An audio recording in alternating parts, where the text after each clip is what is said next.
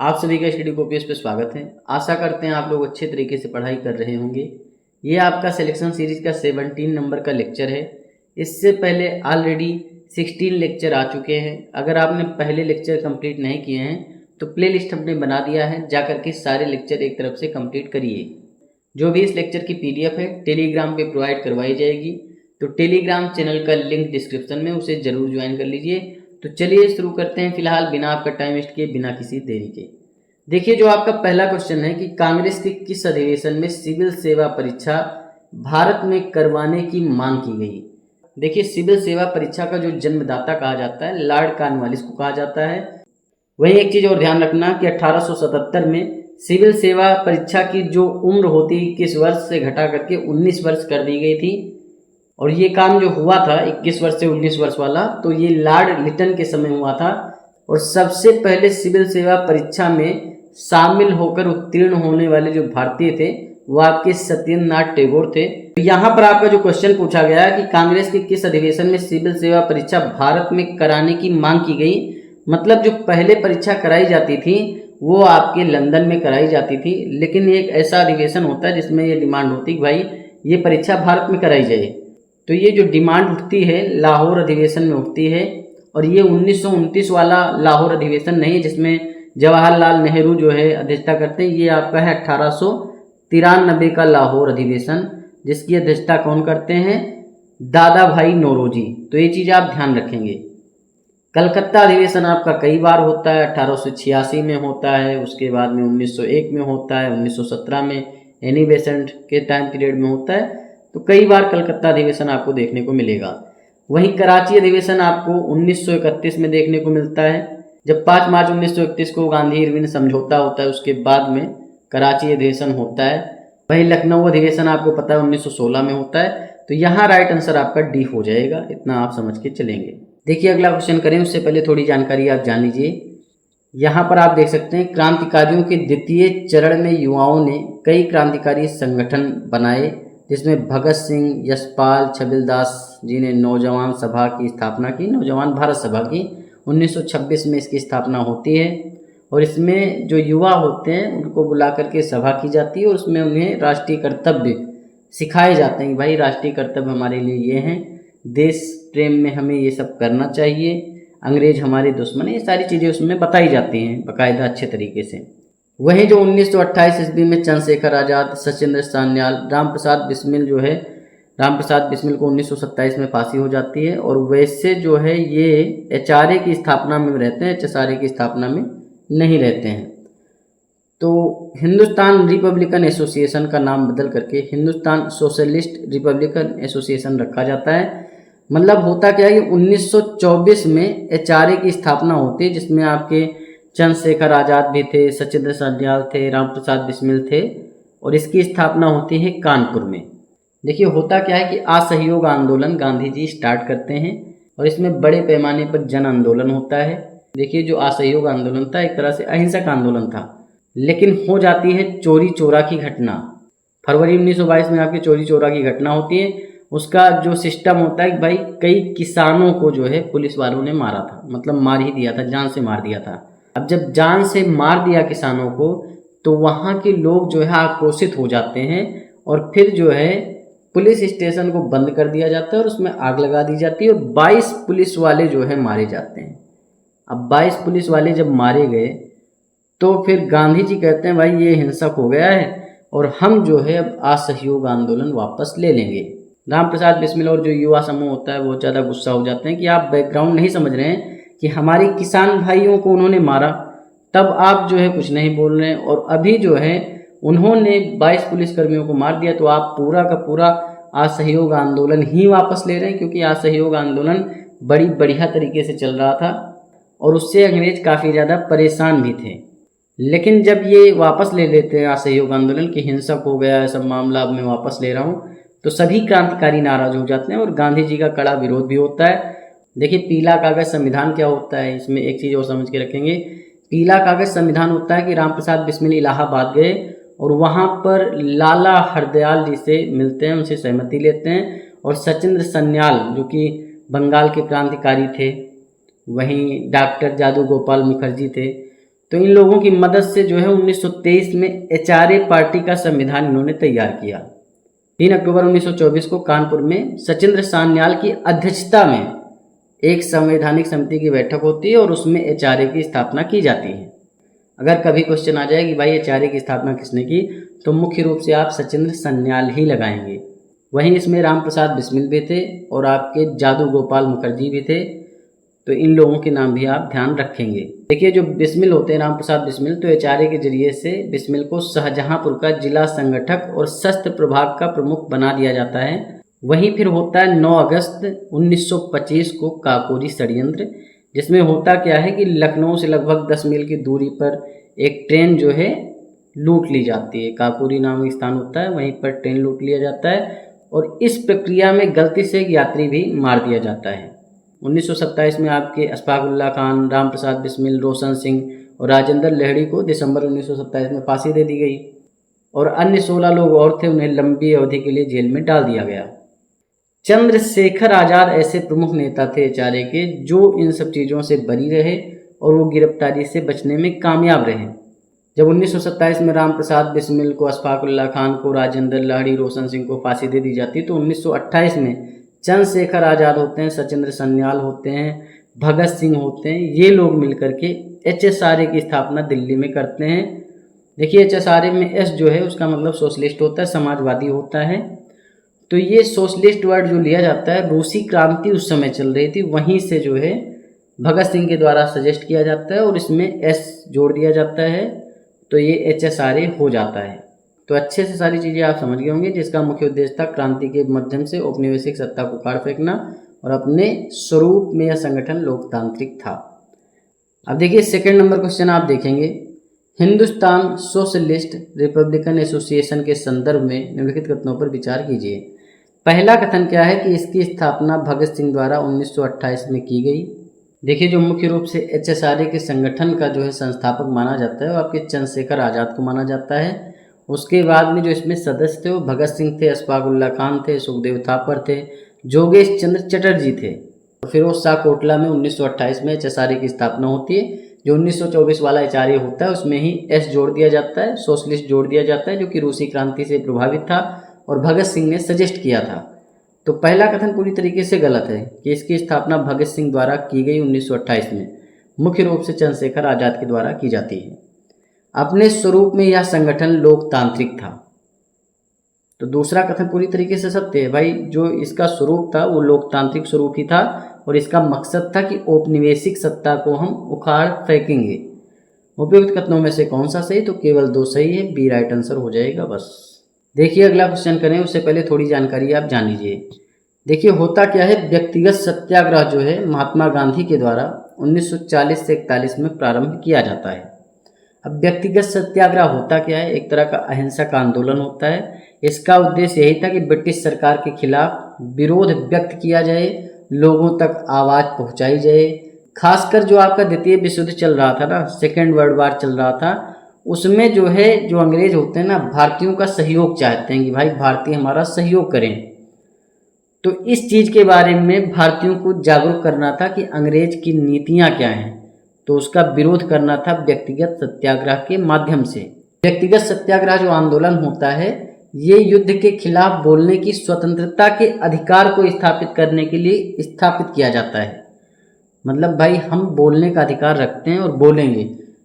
देखिए व्यक्तिगत सत्याग्रह का उद्देश्य क्या होता है, हमेशा ध्यान रखेंगे कि भाई मुख्य उद्देश्य इसका यही होता है कि युद्ध के खिलाफ बोलने की स्वतंत्रता का उपयोग करना।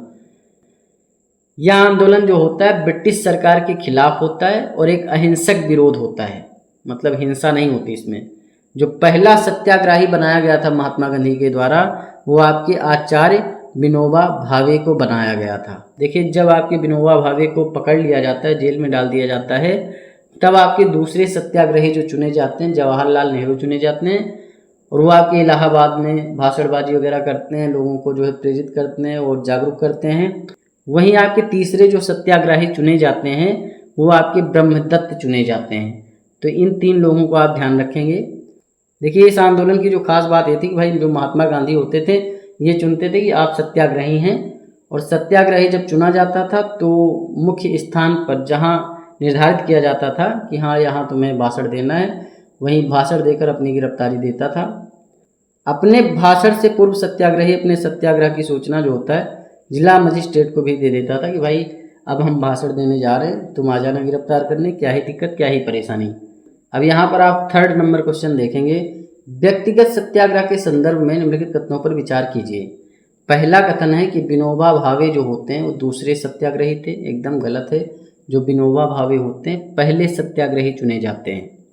और व्यक्तिगत सत्याग्रह में होता ये है कि भाई युद्ध के खिलाफ लोगों को जागरूक करना। जो अंग्रेज युद्ध के लिए ज़बरदस्ती जो है सैनिकों को लेकर जा रहे हैं, भाई तुम्हें साथ देना है, भारतीयों को साथ देना है, तो उसके खिलाफ भारतीयों को जागरूक करना, बोलने की स्वतंत्रता का अधिकार स्थापित करना। और जो मजिस्ट्रेट होता है उसे पहले से सूचना दे दी जाती थी कि भाई अब हम भाषण देने जा रहे हैं, इस जगह देंगे, आ जाना तुम गिरफ्तार करने, क्या ही दिक्कत, क्या ही परेशानी। तो पहले जो सत्याग्रही होते हैं विनोबा भावे चुने जाते हैं, वही दूसरे आपके जवाहरलाल नेहरू और तीसरे ब्रह्मदत्त।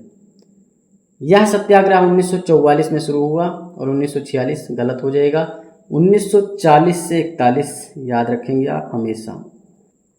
तो आपके दोनों कथन गलत हो जाएंगे, ना तो एक ना ही दो, डी राइट आंसर हो जाएगा। देखिए अगला क्वेश्चन करें उससे पहले थोड़ी जानकारी आप जान लीजिए।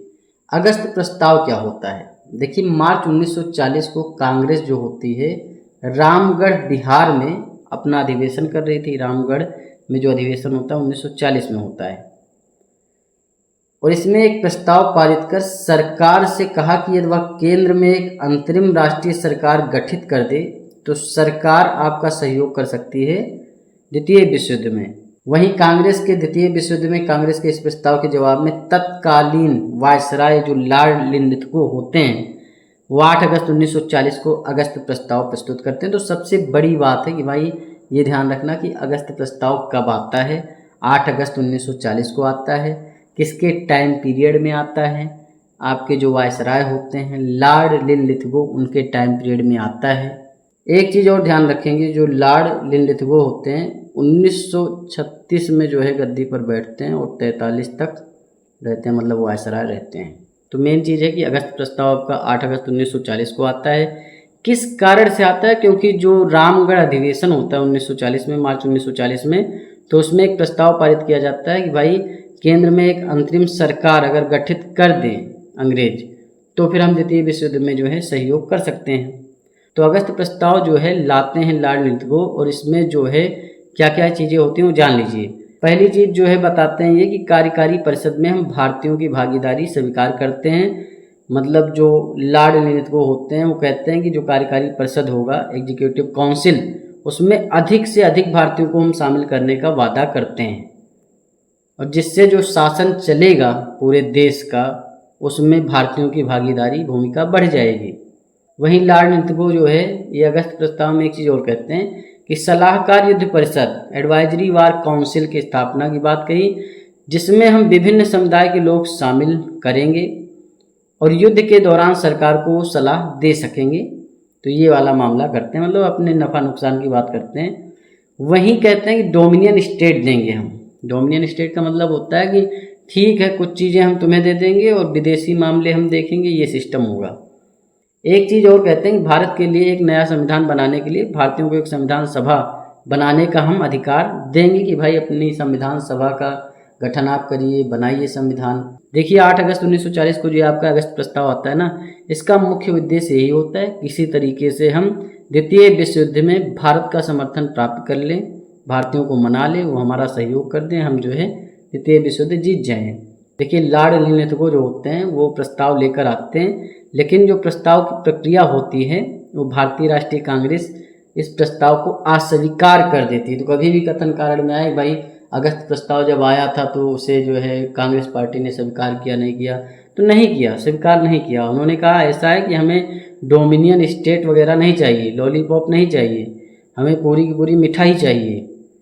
तो कांग्रेस ने तत्काल पूर्ण स्वराज की मांग की और डोमिनियन स्टेट से संतुष्ट नहीं थे और इसी के वजह से जो ब्रिटिश सरकार होती, कांग्रेस होती, उनके बीच तनाव बहुत ही ज़्यादा बढ़ जाता है और फिर महात्मा गांधी लेकर आते हैं व्यक्तिगत सत्याग्रह 1940 से 41। अभी मैंने बताया। तो कभी भी क्वेश्चन आ जाए भाई जो आपका व्यक्तिगत सत्याग्रह होता है किस लिए लाया जाता है, क्योंकि अगस्त प्रस्ताव निरस्त कर देती है कांग्रेस पार्टी, तब आपका व्यक्तिगत सत्याग्रह आता है। मिलान में भी आ सकता है क्वेश्चन, तो ये चीज़ आप ध्यान रखेंगे। देखिए 4 नंबर क्वेश्चन आप देखेंगे, अगस्त प्रस्ताव कब प्रस्तुत किया गया। देखिए अगस्त प्रस्ताव आपका 8 अगस्त 1940 को आता है, बी राइट आंसर हो जाएगा। और अगस्त प्रस्ताव के बाद में ही 17 अक्टूबर 1940 को 17 अक्टूबर 1940 को ही जो है आता है क्या, व्यक्तिगत सत्याग्रह, वहीं से स्टार्ट होता है और 1941 तक ये चलता रहता है। जो आपके आचार्य विनोबा भावे होते हैं वो पहले सत्याग्रही होते हैं, महाराष्ट्र के पवनार में सत्याग्रह आंदोलन की शुरुआत करते हैं, भाषणबाजी करते हैं। फिर आपके जवाहरलाल नेहरू जो होते हैं वो इलाहाबाद में भाषणबाजी करते हैं, वो भी गिरफ्तारी देते हैं। और इसी व्यक्तिगत सत्याग्रह के चलते 25,000 से अधिक व्यक्तियों को गिरफ्तार किया गया था, ये भी ध्यान रखना। मतलब 1-2 जो है व्यक्तिगत सत्याग्रह करने वाले लोग नहीं होते हैं, 25,000 लोगों को गिरफ्तार किया जाता है 1941 तक। 3 सत्याग्रही आप जरूर ध्यान रखेंगे, विनोबा भावे पहले हैं, जवाहरलाल नेहरू दूसरे हैं, ब्रह्मदत्त तीसरे हैं। ये जो आंदोलन होता है व्यक्तिगत सत्याग्रह ना, ये जो है भारत में हो रही राजनीतिक गतिशीलता का प्रतीक था कि भाई राजनीति बढ़ रही है बढ़िया तरीके से, और यही आगे चल के भारत छोड़ो आंदोलन का स्वरूप ले लेती है। तो मिलान में आ जाए भाई, अगस्त प्रस्ताव आता है, फिर व्यक्तिगत सत्याग्रह आता है, फिर आता है भारत छोड़ो आंदोलन। व्यक्तिगत सत्याग्रह ही होता है जो 1942 में भारत छोड़ो आंदोलन का मंच तैयार करता है। देखिए अगला क्वेश्चन करें, उससे पहले पूना पैक्ट के बारे में सारी जानकारी आप जान लीजिए। देखिए पूना पैक्ट कब होता है, इससे ज़्यादा जरूरी है पूना पैक्ट होता क्यों है। देखिए होता क्या है कि 16 अगस्त 1932 को ब्रिटिश प्रधानमंत्री रेमजे मैकडोनाल्ड ने सांप्रदायिक निर्णय की घोषणा की। सांप्रदायिक निर्णय का मतलब होता है कि दलित वर्ग, मुसलमान, यूरोपीय लोग, सिख, एंग्लो इंडियन, जो भारत में रहने वाले ईसाई हैं, उनके लिए हम पृथक निर्वाचिका का प्रावधान करेंगे। 1909 में ऑलरेडी जो है मुसलमानों के लिए मार्लियामेंटो सुधार के तहत पृथक निर्वाचन प्रणाली आ चुकी थी, और 1932 में इन सभी लोगों के लिए पृथक निर्वाचन प्रणाली की व्यवस्था की जानी थी। देखिए पृथक निर्वाचन प्रणाली के अंतर्गत होता क्या है कि कुछ विधानसभाएं जो हैं समुदाय विशेष के लिए जो है आवंटित कर दी गई कि वहाँ पर केवल उस समुदाय के सदस्य ही उस समुदाय के कैंडिडेट को वोट कर सकते हैं बस। जैसा 1909 के मॉडल में मुसलमानों के लिए पृथक निर्वाचन प्रणाली दी गई थी कि भाई जहाँ पर इनकी संख्या ज़्यादा है तो वहाँ पर जो है सिर्फ यही वोट करेंगे, अदर आपके हिंदू वगैरह वो नहीं करेंगे। तो उसी तरीके से जाति में भी जो है आपके अंग्रेज ले आते हैं, कहने का मतलब ये है। और ऐसा नहीं जात विशेष में ले आते हैं, दलित वर्ग, यूरोपीय लोग, सिख, एंग्लो इंडियन, सबके लिए। महात्मा गांधी जो होते हैं वो सांप्रदायिक पंचायत जो लेकर आते हैं कि भाई सबको जो है हम पृथक निर्वाचन प्रणाली देंगे, तो इसके कटु विरोधी थे, क्योंकि उनका मानना यह था कि भारतीय जनता को अनेक विशेष हित समूहों में विभाजित करने का ये अंग्रेजों का जो है प्लान है, और राष्ट्रीय हित को और राष्ट्रीय आंदोलन को कमजोर करने के लिए ब्रिटिश साम्राज्यवादियों के द्वारा ये निरंतर प्रयास किया जा रहा है कि भारतीयों को बांट दो, क्योंकि ऑलरेडी जो है आपके 1909 में मुसलमानों को बांट चुके थे, तो वही प्लान कर रहे थे कि हिंदुओं को भी पूरी तरीके से बांट दिया जाए, सिस्टम हमारा बन जाएगा। बांटो और राज करो उनकी जो है पहले से नींव चली आई है। प्रारंभ में जो डॉक्टर अंबेडकर होते हैं इसके पक्ष में होते हैं, बाद में पूना पैक्ट होता है, तो उसी पर हम चर्चा करेंगे। अब यहाँ पर आप देख सकते हैं पंडित मदन मोहन मालवीय, डॉक्टर राजेंद्र प्रसाद, अन्य हिंदुओं ने डॉक्टर अंबेडकर से विचार विमर्श किया, और गांधी जी ने किया ही था। 26 सितंबर नहीं होगा, यहाँ पर होगा 24 सितंबर, ये आप ध्यान रखेंगे, यहाँ गलत टाइप है। 24 सितंबर 1932 को एक समझौते पर हस्ताक्षर हो गए, जिसे पूना समझौता कहा जाता है। गांधी जी ने 26 सितंबर को अपना अनशन समाप्त कर दिया। एक चीज़ आप ध्यान रखेंगे, जो पूना पैक्ट होता है इसमें गांधी जी जो होते हैं ये हस्ताक्षर नहीं करते हैं, गांधी जी की तरफ से पंडित मदन मोहन मालवीय जो होते हैं वो पूना पैक्ट पर हस्ताक्षर करते हैं। वहीं आपके डॉक्टर अंबेडकर जो होते हैं 71 के स्थान पर 148 स्थान जो होते हैं दलित वर्गों के लिए सुरक्षित करवा लेते हैं। स्थानीय संस्थाओं तथा सार्वजनिक सेवाओं में हरिजनों का उचित प्रतिनिधित्व और हरिजनों की शिक्षा के लिए आर्थिक सहायता देने की शर्त रखी जाती है। 148 आपका यहाँ पर गलत लिखा है, 147 सीट होगा, ये ध्यान रखना। वहीं गांधी जी द्वारा पूना पैक्ट स्वीकार करने से सांप्रदायिक पंचाट को परोक्ष रूप से मान्यता प्राप्त हो गई। मतलब प्रत्यक्ष रूप से नहीं, लेकिन परोक्ष रूप से सांप्रदायिक पंचाट एक तरीके से मान ही लिया गया। अब यहाँ पर आप 5 नंबर क्वेश्चन देखेंगे। पूना समझौता के संदर्भ में निम्नलिखित कथनों पर विचार कीजिए। पहला कथन है कि 1932 को पंडित मदन मोहन मालवीय ने पूना में दलित वर्ग के नेता डॉक्टर अंबेडकर को बुलाया। पहला कथन पूरी तरीके से गलत हो जाएगा। गांधी जी के बुलाने पर जो है अंबेडकर जाते हैं, ना कि मदन मोहन मालवीय के। हाँ, पूना पैक्ट जब आपका होता है तो गांधी जी की तरफ से जो पंडित मदन मोहन मालवीय हैं वो पूना पैक्ट पर हस्ताक्षर करते हैं, जो कि आपका 24 सितंबर 1932 को पूना पैक्ट होता है। वहीं 26 सितंबर को गांधी जी अपना अनशन भी तोड़ देते हैं। यह समझौता नेहरू और अंबेडकर के मध्य सामान्य निर्वाचन मंडल बनाने हेतु हुआ था। यहाँ पर आपका दूसरा कथन भी गलत हो जाएगा, क्योंकि ये समझौता जो होता है आपके अंबेडकर और गांधी जी के मध्य होता है, ना कि नेहरू के मध्य। तो यहाँ पर फिलहाल आपके दोनों कथन गलत हो जाएंगे। पूना पैक्ट के बारे में थोड़ी जानकारी और जान लीजिए। पूना पैक्ट जो होता है वो आपके यरवदा जेल में होता है। कभी जेल का नाम पूछ लें तो बता देना। जो पुणे की यरवदा जेल है, यरवदा सेंट्रल जेल, वहीं पर पूना पैक्ट होता है 24 सितंबर 1932 को। इसमें जो आपके पूना पैक्ट होता है, इसमें जो मुख्य प्रावधान होते हैं भाई, दलितों के लिए आरक्षित सीटों की बात की जाती है। 147 सीट आरक्षित की जाती हैं। वहीं जो है दलित वर्गों के लिए सामान्य मतदाता के रूप में भी वोट कर सकते हैं। मतलब दोहरे मत की मांग की जाती है। मतलब अपने लिए करेंगे, साथ में सामान्य मतदाता के लिए करेंगे, 2 वोट का सिस्टम बनाया जाता है। वहीं सार्वजनिक सेवाओं में दलित वर्गों के साथ भेदभाव नहीं किया जाएगा और उन्हें अवसर दिया जाएगा, ऐसा प्रावधान भी लिया जाता है। शिक्षा अनुदान भी जो है मिलता है। स्थानीय निकायों में प्रतिनिधित्व की बात की जाती है। तो ये सारी चीज़ें आप समझ गए होंगे। जब आपका पूना पैक्ट होता है उस समय जो वायसराय होते हैं विलिंगटन होते हैं, लॉर्ड विलिंगटन। इनका टाइम पीरियड 1931 से 36 होता है। यहाँ फिलहाल आपका डी राइट आंसर हो जाएगा, डी ही सही है बस। देखिए अगला क्वेश्चन करें, उससे पहले थोड़ी जानकारी आप जान लीजिए। सांप्रदायिक पंचाट। लंदन में जो विभिन्न जातियों के प्रतिनिधियों में कोई समझौता नहीं हो सका, अतः 16 अगस्त 1932 को जो रेमजे मैकडोनाल्ड होते हैं वो अपने निर्णय की घोषणा करते हैं, जिसको सांप्रदायिक पंचाट या कम्युनल अवार्ड कहा जाता है। और इसके तहत होता क्या है कि मुसलमानों, सिखों, ईसाइयों, एंग्लो इंडियन, व्यापारिक एवं औद्योगिक वर्ग, जमींदार, विश्वविद्यालयों के लिए अलग चुनाव क्षेत्र की व्यवस्था की गई और उनके लिए सीटें निश्चित कर दी गई। तो ये चीज़ आप ध्यान रखेंगे कि जो आपका सांप्रदायिक पंचाट आता है ना, 16 अगस्त 1932 को आता है। किसके द्वारा लाया जाता है? रेमजे मैकडोनाल्ड के द्वारा। इसे कम्युनल अवार्ड भी कहा जाता है। 6 नंबर क्वेश्चन आप देखेंगे, सांप्रदायिक पंचाट की घोषणा कब की गई? तो 16 अगस्त 1932 को की जाती है। वहीं 24 सितंबर 1932 को पूना पैक्ट होता है। 26 सितंबर 1932 को गांधी जी अनशन त्याग देते हैं। यहाँ आपका सी राइट आंसर हो जाएगा। अगला क्वेश्चन करें उससे पहले थोड़ी जानकारी आप और जान लीजिए। खान अब्दुल गफ्फार खान जो होते हैं 1929 में खुदाई खिदमतकार सर्वेंट ऑफ गॉड आंदोलन की स्थापना करते हैं।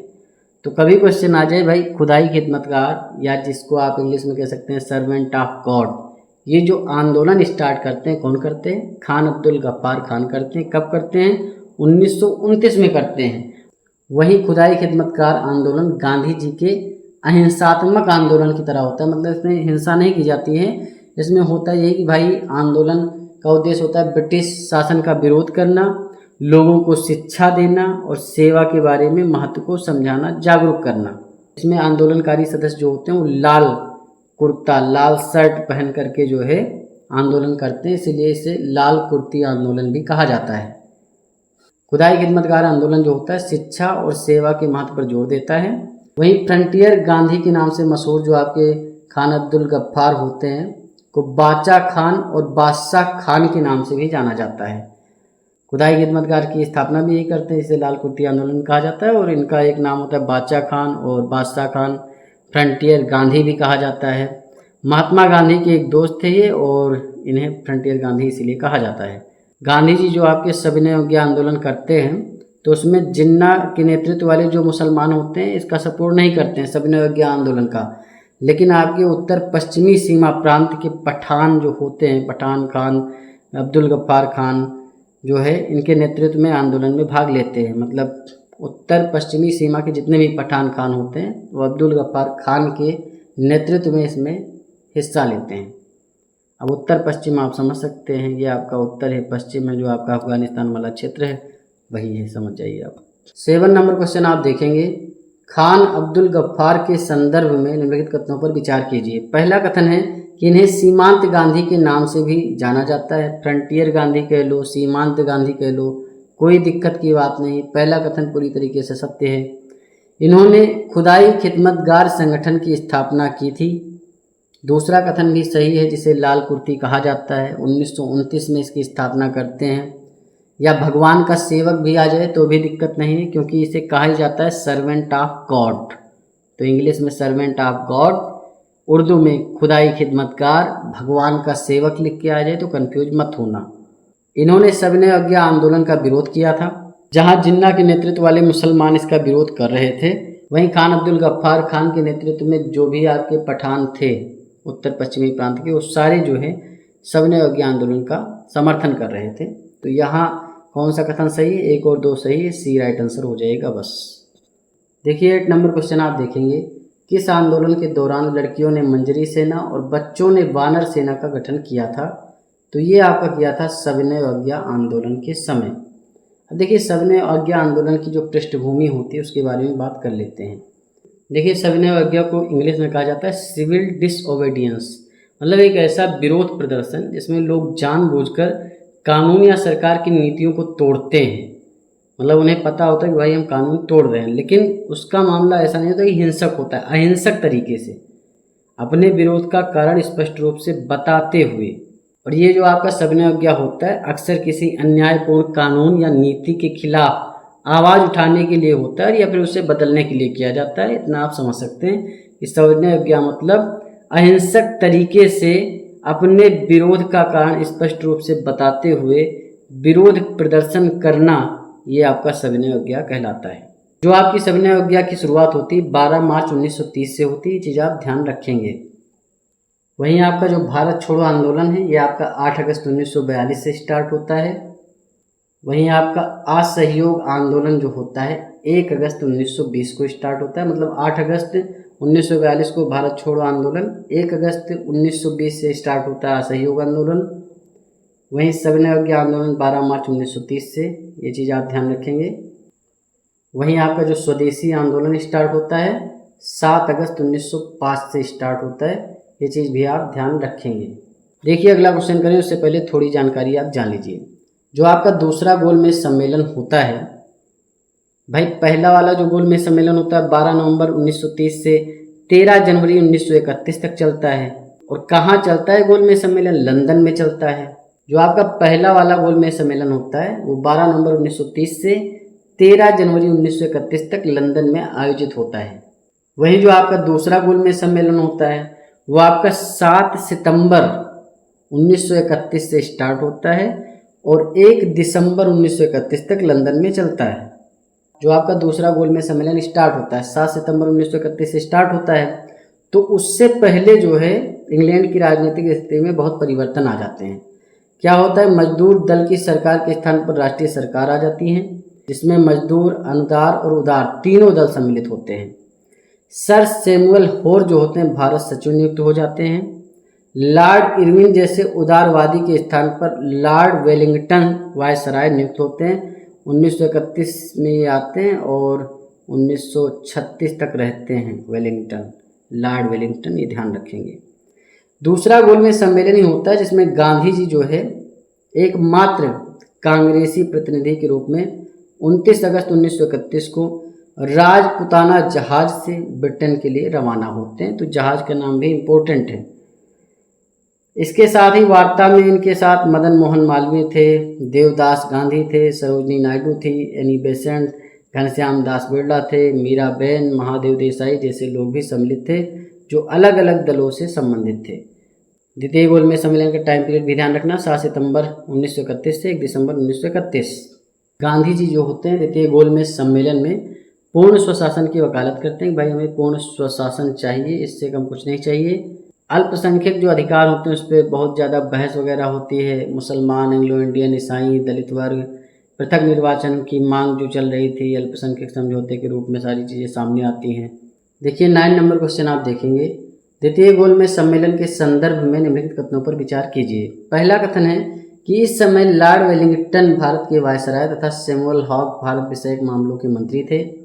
पहला गोलमेज सम्मेलन आपका 12 नवंबर 1930 से 13 जनवरी 1931 तक हुआ लंदन में। वहीं आपका जो दूसरा गोलमेज सम्मेलन होता है 7 सितंबर 1931 से 1 दिसंबर 1931 तक होता है। तो इसी बीच में लॉर्ड वेलिंगटन जो होते हैं इनको बना दिया जाता है वायसराय। 1931 में बनते हैं, 1936 तक ये जो है वायसराय रहते हैं और सैमुअल हॉक को भारत सचिव बना दिया जाता है। पहला कथन पूरी तरीके से सत्य है। वहीं दूसरा कथन है कि यह सम्मेलन सविनय अवज्ञा आंदोलन के पश्चात हुआ था। तो दूसरा कथन आपका पूरी तरीके से सत्य है, क्योंकि सविनय अवज्ञा आंदोलन जो होता है यह आपका 12 मार्च 1930 से स्टार्ट होता है और 6 अप्रैल 1930 तक चलता है। वहीं आपका जो द्वितीय गोलमेज सम्मेलन है 7 सितंबर 1931 से स्टार्ट होके 1 दिसंबर 1931 तक चलता है। तो दूसरा कथन भी सही है। इस सम्मेलन में किसी भी भारतीय ने भाग नहीं लिया था, ये गलत हो जाएगा भाई, गांधी जी ही भाग लेते हैं। साथ में मदन मोहन मालवीय थे और आपके मीराबेन थी, महादेव देसाई थे, सरोजिनी नायडू थी, एनी बेसेंट थी। तो यहाँ पर 1-2 सही है, सी राइट आंसर हो जाएगा बस। देखिए अगला क्वेश्चन करें उससे पहले थोड़ी जानकारी जान लीजिए। होता क्या है, 11 मार्च 1942 को चर्चिल जो होते हैं, विंस्टन चर्चिल, इन्होंने घोषणा की कि भारत के राजनीतिक गतिरोध को दूर करने के लिए, जो भी राजनीतिक गतिरोध चल रहा है मतलब रुकावट हो रही है, उसको दूर करने के लिए ब्रिटिश सरकार ने एक योजना तैयार की है और इस हेतु स्टेफर्ड क्रिप्स को भारत भेजा गया। स्टेफर्ड क्रिप्स जो होते हैं 1942 को दिल्ली पहुंचते हैं। ये जो है कांग्रेस, मुस्लिम लीग, हिंदू महासभा, हरिजनों, राजाओं और अतिवादियों के प्रतिनिधियों से मिलते हैं और तत्पश्चात 30 मार्च 1942 को अपने प्रस्तावों की घोषणा ये कर देते हैं। कांग्रेस और मुस्लिम लीग दोनों ने जो है क्रिप्स प्रस्ताव को अस्वीकार किया था, ये चीज़ आप ध्यान रखेंगे। ये जो है ब्रिटिश सरकार द्वारा भारत में भेजा गया एक मिशन होता है जिसका उद्देश्य था भाई द्वितीय विश्व युद्ध में भारतीयों का सहयोग मिल जाए बस। प्रस्ताव में क्या क्या था कि डोमिनियन स्टेट हम देंगे, युद्ध के बाद भारत को डोमिनियन स्टेट्स प्रदान कर दिया जाएगा जो कनाडा और ऑस्ट्रेलिया के समान होगा, मतलब विदेशी मामले हम देखेंगे और कुछ पद भी हमारे रहेंगे, तुम भारत के अंदर के मामले देखोगे। और साथ में ये भी कहा गया भाई संविधान सभा का गठन किया जाएगा जो देश के लिए एक नया संविधान बनाएगा। वहीं ये भी इसमें कहा गया कि भाई जो प्रांत हैं उन्हें यह चुनने का अधिकार होगा कि वे भारतीय संघ में शामिल होना चाहते हैं कि नहीं होना चाहते हैं। जैसे आपका हैदराबाद प्रांत अलग था, ठीक, सिंध प्रांत अलग था, तो ये सारे लोगों को अधिकार था कि भाई आप भारतीय साम्राज्य में आना चाहें तो आना चाहें, नहीं इंडिविजुअल आप चलाते रहें, कश्मीर आपका अलग रहे, तो ये सिस्टम होता है। तो जैसे ही आता है क्रिप्स मिशन तो जो कांग्रेस होती है, मुस्लिम लीग होती है, कहते हैं भैया हमें नहीं चाहिए, अस्वीकार कर देते हैं लोग। इन्होंने कहा भाई युद्ध के बाद अगर आप पूर्ण स्वतंत्रता की बात करते हैं तब तो फिर जो है सोचा जाएगा कि भाई आपका साथ दें हम। तो ये मामला होता है, कांग्रेस तो इसलिए ठुकरा देती है। और वही मुस्लिम लीग जो इसको ठुकराती है कि भाई प्रांतों को अलग होने का अधिकार का जो प्रावधान है उससे वो सहमत नहीं होते हैं, इसलिए ठुकरा देते हैं। अब यहाँ पर आप 10 नंबर क्वेश्चन देखेंगे। क्रिप्स मिशन के संदर्भ में निम्नलिखित कथनों पर विचार कीजिए। पहला कथन है क्रिप्स मिशन स्टेफर्ड क्रिप्स के नेतृत्व में 23 मार्च 1940, यहाँ 40 आ गया, यही गलत हो जाएगा। फिलहाल तो 22 मार्च 1942 को भारत पहुँचता है। यहाँ आपका 23 मार्च दे रखा है तो एक दिन घटाना पड़ेगा, 1940 में 2 वर्ष बढ़ाना पड़ेगा, तब आपका ये सही होगा। तो पहला कथन पूरी तरीके से गलत है। इस मिशन के प्रस्ताव को कांग्रेस और मुस्लिम लीग दोनों ने स्वीकार किया, गलत हो जाएगा, दोनों ने अस्वीकार कर दिया था। यहाँ पर डी राइट आंसर हो जाएगा। देखिए अगला क्वेश्चन करें उससे पहले थोड़ी जानकारी आप भारत छोड़ो आंदोलन के बारे में जान लीजिए।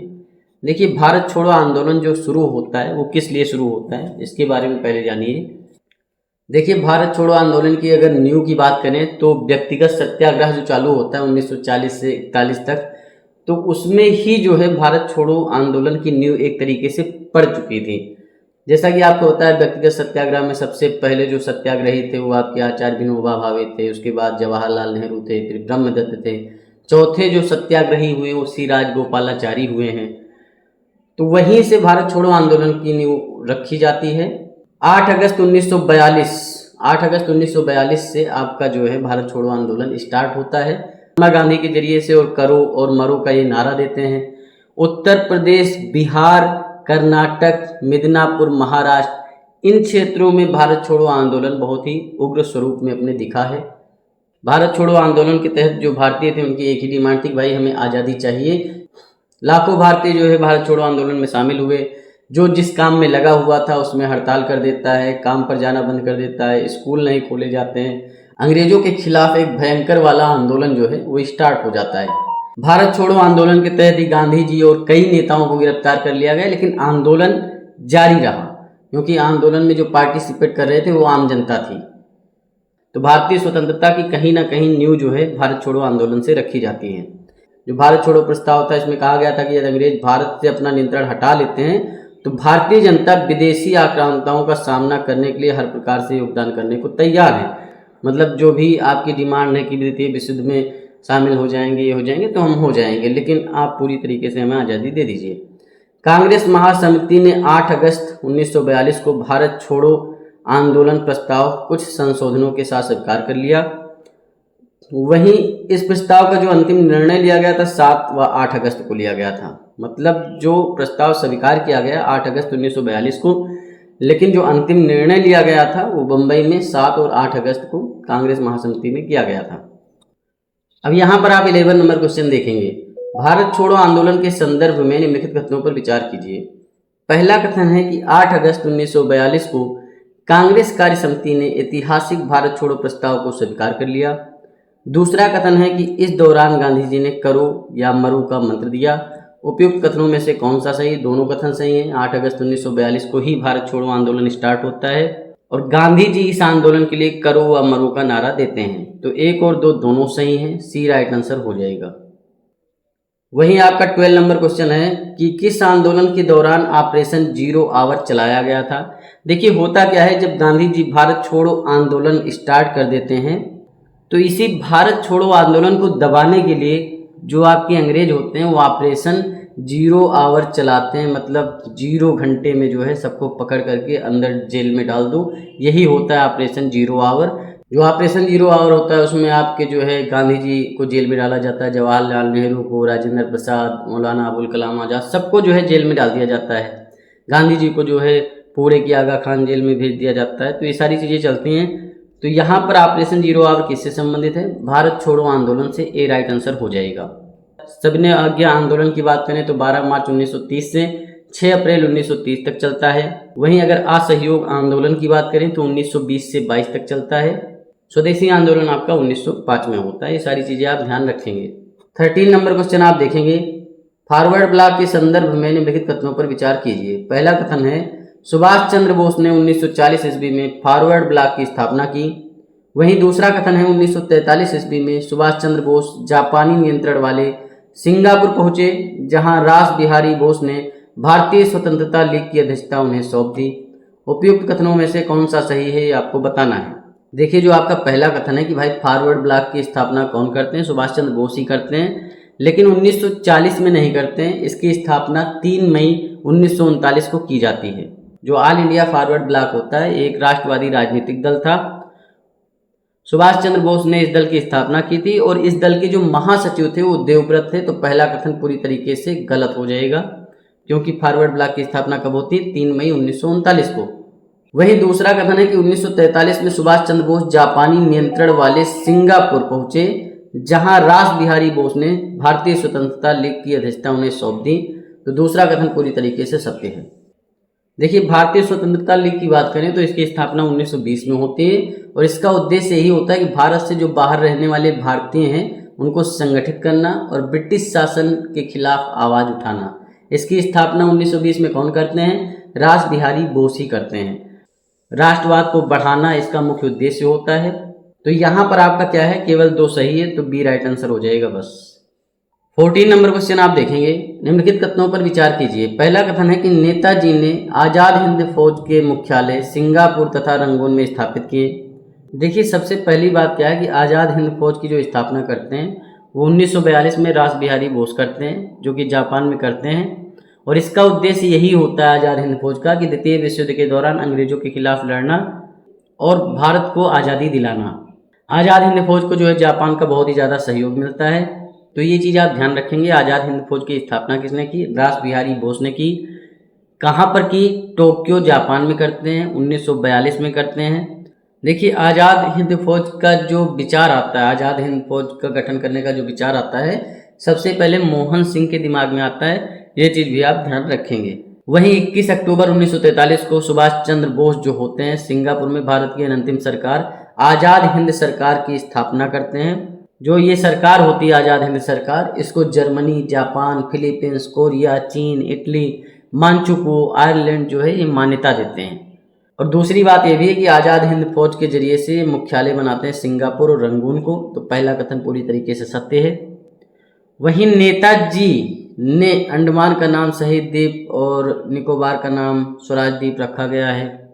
देखिए दूसरा कथन आपका पूरी तरीके से गलत हो जाएगा, क्योंकि जो मोदी जी होते हैं वो जो है रॉस द्वीप का नाम बदल करके नेताजी सुभाष चंद्र बोस द्वीप करते हैं दिसंबर 2018 में।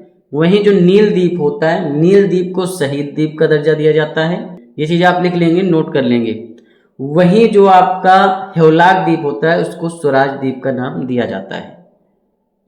तो यहाँ पर ये क्वेश्चन आपका गलत हो जाएगा कि नेताजी ने अंडमान का नाम शहीद द्वीप नहीं, मोदी जी ने अंडमान जो होता है, अंडमान निकोबार होता है, उसमें 3 द्वीप होते हैं। एक होता है रोस द्वीप, तो रोस द्वीप का नाम सुभाष चंद्र बोस द्वीप रख दिया जाता है। नील द्वीप का नाम शहीद द्वीप रख दिया जाता है। वहीं जो आपका हेवलाक द्वीप होता है उसे स्वराज द्वीप का नाम दे दिया जाता है। तो यहाँ पर केवल एक कथन सही है, एक ही राइट है, तो ए राइट आंसर हो जाएगा बस। देखिए अगला क्वेश्चन करें उससे पहले थोड़ी जानकारी आप जान लीजिए। आज़ाद हिंद बचाओ समिति पहली बात क्या है? देखिए आज़ाद हिंद बचाओ समिति का मतलब होता है कि भारतीय राष्ट्रीय कांग्रेस द्वारा 1945 में एक समिति बनाई गई थी। 1945 में होता क्या है कि जो आपके आज़ाद हिंद फौज के सैनिक होते हैं वो समर्पण कर देते हैं, तो ब्रिटिश सरकार जो होती है उन पर राजद्रोह का मुकदमा चलाती है। तो इसी के लिए इसका गठन किया जाता है। इसका जो मुख्य नेतृत्व कर रहे थे सर तेज बहादुर सप्रू कर रहे थे। वहीं इसमें वकील जो थे भूलाभाई देसाई थे, सर दिलीप सिंह थे, आसफ अली थे, पंडित जवाहरलाल नेहरू, बख्शी सर टेकचंद, कैलाश नाथ काटजू, जुगल किशोर खन्ना, सुल्तान यार खान, राय बहादुर बद्रीदास, पीएस सेन, रघुनंदन शरण, ये लोग शामिल थे। और यही लोग जो है सेनानियों का मुकदमा लड़ने के लिए आगे आए थे। जब आपके सर तेज बहादुर सप्रू जो होते हैं उनकी अस्वस्थता हो जाती है, मतलब बीमार हो जाते हैं, उसके बाद जो वकील भूलाभाई देसाई होते हैं वो आज़ाद हिंद फौज के तीनों वीरों सिपाहियों की वकालत करते हैं। अब ये 3 वीर सिपाही कौन होते हैं? तो एक होते हैं गुरु बख्श सिंह जो कि एक सिख थे, और वहीं दूसरे थे प्रेम कुमार सहगल, और तीसरे थे शहनवाज खान। तो इन्हीं के ऊपर मुकदमा चलता है, लाल किले में मुकदमा चलता है। तो उनकी पैरवी करते हैं आपके कौन? भूलाभाई देसाई। ये चीज़ आप ध्यान रखेंगे। 15 नंबर क्वेश्चन आप देखेंगे, आज़ाद हिंद बचाओ समिति में निम्नलिखित में से कौन से सम्मिलित थे? भूलाभाई देसाई, मोतीलाल नेहरू, तेज बहादुर सप्रू, कैलाश नाथ काटजू। देखिए इससे पहले मैंने बताया कि भाई जो आज़ाद हिंद बचाओ समिति का गठन होता है कांग्रेस पार्टी के द्वारा किया जाता है 1945 में। इसलिए किया जाता है क्योंकि आईएनए के जो क्रांतिकारी होते हैं उन पर देशद्रोह का मुकदमा लगाती है ब्रिटिश गवर्नमेंट। तो उनके बचाव के लिए आज़ाद हिंद बचाओ समिति का गठन किया जाता है। इसमें जो मुख्य रूप से मुकदमा चलाया जाता है 3 लोगों पर चलाया जाता है। गुरु बख्श सिंह जो कि एक सिख थे, वहीं प्रेम कुमार सहगल थे जो एक हिंदू थे, और तीसरे थे शहनवाज खान जो एक मुसलमान थे। एक ही कटघरे में खड़ा किया जाता है, लाल किले में मुकदमा चलता है, और इनकी जो वकालत करते हैं तेज बहादुर सप्रू करते हैं। तेज बहादुर सप्रू जब बीमार हो जाते हैं तो भूलाभाई देसाई जो है इन तीनों के मुकदमे की पैरवी करते हैं। भूलाभाई देसाई हो गए, तेज बहादुर सप्रू हो गए, मोतीलाल नेहरू भी होते हैं, और कैलाश नाथ काटजू भी होते हैं। साथ में आपके बख्शी सर टेकचंद भी होते हैं, जुगल किशोर खन्ना, सुल्तान यार खान, और राय बहादुर बद्रीदास, पीएस सेन, रघुनंदन शरण, ये सभी लोग होते हैं। तो यहाँ पर डी राइट आंसर हो जाएगा। देखिए अगला क्वेश्चन करें उससे पहले वेबल प्लान के बारे में आप लोग जान लीजिए। देखिए वेबल प्लान होता क्या है। लॉर्ड लिलिथगो का टाइम पीरियड अक्टूबर 1943 में ख़त्म हो जाता है। उसके बाद में लॉर्ड वेबल आते हैं और ये वायसराय बनते हैं। 1943 से 47 तक यही जो है वायसराय रहते हैं, मतलब 4 साल का टाइम पीरियड होता है। 1 अक्टूबर 1943 को लॉर्ड लिलिथगो का टाइम पीरियड समाप्त होता है। लॉर्ड लिलिथगो का टाइम पीरियड जरूर याद रखना 1936 से 43 तक रहते हैं ये। ठीक, 1936 से 43। लॉर्ड वेवेल जो है 1 अक्टूबर 1943 को वायसराय बन के आते हैं और 1947 तक रहते हैं। तो 21 फरवरी 1947 तक आपके लॉर्ड वेवेल रहते हैं और उसके बाद में 15 अगस्त 1947 तक, मतलब 21 फरवरी 1947 से 15 अगस्त 1947 तक लॉर्ड माउंटबेटन जो है वो वायसराय रहते हैं। तो ये सारी चीज़ें आप समझ गए कि भाई लॉर्ड एलिजाबेथ का टाइम पीरियड खत्म हुआ 1943 में, लॉर्ड वेवेल आ गए भारत के वायसराय बन के। और इसके बाद देखते गए कि भाई जो भारत की स्थिति है ना अत्यधिक तनावपूर्ण हो चुकी थी, बहुत ही तनाव चल रहा था। आपको पता है 8 अगस्त 1942 को तो भारत छोड़ो आंदोलन स्टार्ट हुआ था, उसमें सभी नेताओं की गिरफ्तारी की जाती है। तो उसके तहत लगातार स्थिति तनावपूर्ण ही रहती है, क्योंकि सभी लोग जो है बहिष्कार करने लगते हैं, जो काम पे थे काम छोड़ देते हैं, स्कूल बंद हो जाते हैं, कॉलेज बंद हो जाते हैं। करो या मरो का नारा जो है आपके गांधी जी ने दे दिया था। फिर ब्रिटिश गवर्नमेंट ऑपरेशन 0 आवर चला करके जितने भी कांग्रेस नेता होते हैं, गांधी जी को जो है पूरे की आगा खान जेल में भेज दिया गया, जवाहरलाल नेहरू को गिरफ्तार कर लिया गया, सबको गिरफ्तार कर लिया जाता है। तो स्थिति लगातार तनावपूर्ण रहती है। तो ये वेवेल देखते हैं स्थिति को सामान्य बनाने की दिशा में प्रयास करते हुए सर्वप्रथम क्या करते हैं कि भारत छोड़ो आंदोलन के समय गिरफ्तार कांग्रेस कार्य समिति के सदस्यों को रिहा कर दिया जाता है। और फिर 14 जून 1945 को वेवेल एक योजना लेकर आते हैं, उसे प्रस्तुत करते हैं और इसमें जो शर्तें होती हैं वो आपके लिए इम्पोर्टेंट हैं। देखिए सबसे पहली बात तो वेवेल योजना आती कब है? 14 जून 1945 को आती है, ये चीज़ आप ध्यान रखेंगे। वेवेल योजना लाया क्यों जाता है? भारत में जो गतिरोध चल रहा था उसको हल करने के लिए ब्रिटिश सरकार द्वारा शुरू किया गया एक प्रस्ताव था और ये आपके लॉर्ड वेवेल लेकर आते हैं 14 जून 1945 को। देखिए जो वेवेल प्लान में कहा क्या गया था कि भाई केंद्र में एक नई कार्यकारी परिषद का हम गठन करेंगे, जिसमें वायसराय और कमांडर इन चीफ के अलावा जो शेष सदस्य होंगे वो भारतीय होंगे। मतलब वायसराय होंगे, कमांडर इन चीफ होंगे, उसके बाद जो भी सदस्य बचते हैं वो सब जो है वो भारतीय होंगे। कार्यकारी परिषद का मतलब काम करने वाली परिषद जो देश के लिए काम करेगी। वही दूसरी बात ये वेवेल प्लान में ये भी कहते हैं, जो कि इसमें नहीं लिखा है, नोट कर लेंगे, कि जो भारतीय राजनीतिक दल हैं, जितने भी दल हैं, कांग्रेस है, मुस्लिम लीग है, तो ये लोग अगर द्वितीय विश्व युद्ध में ब्रिटिश सरकार की सहायता करते हैं तो ब्रिटिश सरकार भारत में संवैधानिक सुधार लागू कर देगी। तीसरा पॉइंट जो वेवेल योजना में होता है, भाई रक्षा को छोड़कर सभी विभागों पर भारतीय सदस्यों का नियंत्रण होगा। मतलब डिफेंस हम देखेंगे और सारी चीजें भारतीय देखेंगे। 14 सदस्यों वाली एक कार्यकारी परिषद का प्रस्ताव रखा गया। इस परिषद में मुसलमानों को 6 सीटें दी गई। 14 में से 6 सीटें आपकी क्या थी? मुसलमानों की थी। 8 सीटें आपकी कांग्रेस की थी। और यहाँ पर जो आपकी कार्यकारी परिषद थी तो वो एक अंतरिम व्यवस्था थी, जिससे तब तक देश चलाना था जब तक कि एक नए स्थायी संविधान पर आम सहमति नहीं बन जाती है। मतलब जब तक एक नया संविधान बनने के लिए आम सहमति नहीं बनती तब तक कार्यकारी परिषद अपने हिसाब से काम करती रहेगी। तो सारी चीज़ें आप समझ गए होंगे वेवेल प्लान के बारे में, क्यों आता है, किस लिए आता है। क्योंकि अंग्रेज परेशान हो जाते हैं, यार रोज दंगे फसाद हो रहे हैं, इसको शांत करने कोई इलाज ढूंढना पड़ेगा। 16 नंबर क्वेश्चन आप देखेंगे, वेवेल योजना कब प्रस्तुत की गई? देखिए 1 अक्टूबर 1943 को लॉर्ड वेवेल जो है वायसराय बनते हैं और फिर 1945 में 14 जून 1945 को वेवेल योजना लाई जाती है लॉर्ड वेवेल के द्वारा। सारी चीज़ें मैंने वेवेल प्लान के बारे में ऑलरेडी आपको बता ही दी। ए राइट आंसर हो जाएगा बस। देखिए अगला क्वेश्चन करें उससे पहले कैबिनेट मिशन योजना के बारे में जान लीजिए। ये लेक्चर थोड़ा लंबा होने वाला है क्योंकि ये मॉडर्न हिस्ट्री है और इसमें एक एक टॉपिक बहुत ही ज़्यादा इंपॉर्टेंट है, क्योंकि यहाँ से क्वेश्चन आपके बनते हैं। देखिए कैबिनेट मिशन योजना की स्थापना जनवरी 1946 में ब्रिटेन की लेबर पार्टी की जो नेता थे, प्रधानमंत्री जो थे एटली, क्लीमेंट एटली, इन्होंने भारतीय नेताओं से अनौपचारिक स्तर पर वार्ता करने के लिए एक संसदीय दल कैबिनेट मिशन को भारत भेजने का निर्णय लिया। ये जो आपका कैबिनेट मिशन भारत आता है 29 मार्च 1946 को आता है। ये चीज़ आप अपने जहन में बैठा लेंगे कि भाई कैबिनेट मिशन भारत कब आया? 29 मार्च 1946 को। कैबिनेट मिशन बना कब? तो जनवरी 1946 में बना। क्लीमेंट एटली जो होते हैं प्रधानमंत्री वो भेजते हैं और इसमें जो सदस्य होते हैं आपके सर स्टेफर्ड क्रिप्स होते हैं, व्यापार बोर्ड के अध्यक्ष थे। एबी अलेक्जेंडर होते हैं जो कि एड मिलिट्री के प्रथम लॉर्ड या नौसेना मंत्री भी रह चुके होते हैं मिलिट्री में, और पेंथिक लॉरेंस भारत सचिव होते हैं। देखिए कैबिनेट मिशन योजना का उद्देश्य जो होता है कि भारत को एक स्वतंत्र राष्ट्र के रूप में स्थापित करना, सत्ता को भारतीयों के हाथों में सौंपना, और इसीलिए ये मिशन भेजा जाता है। अब इसके मुख्य बिंदु क्या होते हैं कि सत्ता का हस्तांतरण करना है भाई। मिशन का जो प्राथमिक स्टेज होता है कि भाई ब्रिटिश सरकार से भारतीय नेतृत्व को सत्ता का हस्तांतरण कर देना है। संविधान सभा का गठन करना भी इसका मुख्य उद्देश्य होता है कि हम जो है योजना के तहत भारत के संविधान को बनाने के लिए एक संविधान सभा का गठन करेंगे। इस मिशन के अंतर्गत अंतरिम सरकार की बात भी होती है। भाई अंतरिम सरकार भी इस योजना के तहत बनाई जाएगी जिसमें सभी भारतीय दल सम्मिलित होंगे। योजना का एक हिस्सा संघीय व्यवस्था भी थी जिसका प्रस्ताव रखा गया, जिसमें प्रांतों को अधिक अधिकार दिए गए कि आप चाहें तो स्वतंत्र रह सकते हैं। सबसे महत्वपूर्ण बात है कि भाई जो कैबिनेट मिशन आया था उसने पाकिस्तान की मांग को अस्वीकार कर दिया था। कैबिनेट मिशन के तहत जो है अविभाजित भारत का प्रस्ताव रखा गया था।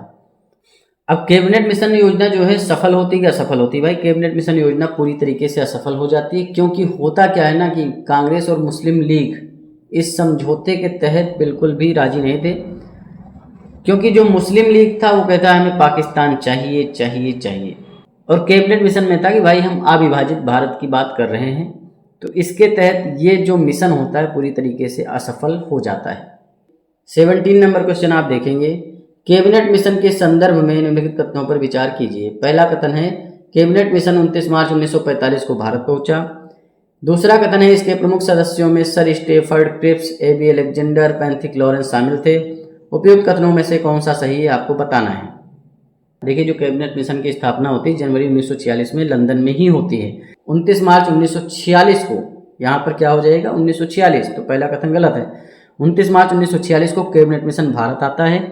कैबिनेट मिशन के जो सदस्य होते हैं सर स्टेफर्ड क्रिप्स होते हैं, एबी अलेक्जेंडर होते हैं और पैंथिक लॉरेंस होते हैं। दूसरा कथन सही है, पहला गलत है पूरी तरीके से। तो कौन सा सही है? केवल 2, बी राइट आंसर हो जाएगा। 18 नंबर क्वेश्चन आप देखेंगे, गदर पार्टी के संदर्भ में निम्नलिखित कथनों पर विचार कीजिए। पहला कथन क्या है कि गदर पार्टी का गठन 1 नवंबर 1913 को अमेरिका के सैन फ्रांसिस्को में किया गया था। देखिए बात करें गदर पार्टी के गठन की, तो गदर पार्टी से पहले एक पार्टी बनती जिसका नाम होता है पैसिफिक कोस्ट हिंदुस्तान एसोसिएशन। ये चीज़ आप लिख लेंगे। तो पैसिफिक कोस्ट हिंदुस्तान एसोसिएशन गदर पार्टी का पूर्व नाम होता है और 15 जुलाई 1913 को इसी नाम से गदर पार्टी की स्थापना की जाती है। फिर 1 नवंबर 1913 को पैसिफिक कोस्ट हिंदुस्तान एसोसिएशन का नाम बदल करके गदर पार्टी नाम रख दिया जाता है। तो पहला कथन पूरी तरीके से सत्य है। वहीं दूसरा कथन है कि लाला हरदयाल गदर पार्टी आंदोलन के पथ प्रदर्शक थे। तो देखिए जो गदर पार्टी की स्थापना हुई थी उसमें सोहन सिंह भाकना का मुख्य रूप होता है और उनके साथ में लाला हरदयाल भी होते हैं और साथ में बाबा ज्वाला सिंह होते हैं, संतोख सिंह होते हैं। तो ये लोग भी होते हैं। गदर पार्टी जो है एक अंतर्राष्ट्रीय राजनीतिक आंदोलन था जिसमें भारत में ब्रिटिश शासन को उखाड़ फेंकने के लिए प्रवासी भारतीयों को एकजुट करना और विद्रोह के लिए उन्हें अग्रसित करना था। तो दूसरा कथन भी आपका सही हो जाएगा, लाला हरदयाल गदर पार्टी आंदोलन के पथ प्रदर्शक थे। वहीं सोहन सिंह भाकना इसके अध्यक्ष थे। तो तीसरा कथन भी आपका सही हो जाएगा। तो पहला कथन भी सही, दूसरा भी सही, तीसरा भी सही, तो डी राइट आंसर हो जाएगा। 19 नंबर क्वेश्चन आप देखेंगे, शोर कमेटी किससे संबंधित है? तोसा मारू कांड, सिल्क पेपर षड्यंत्र, कामागाटा मारू प्रकरण जो होता है इससे संबंधित है, आपको बताना है।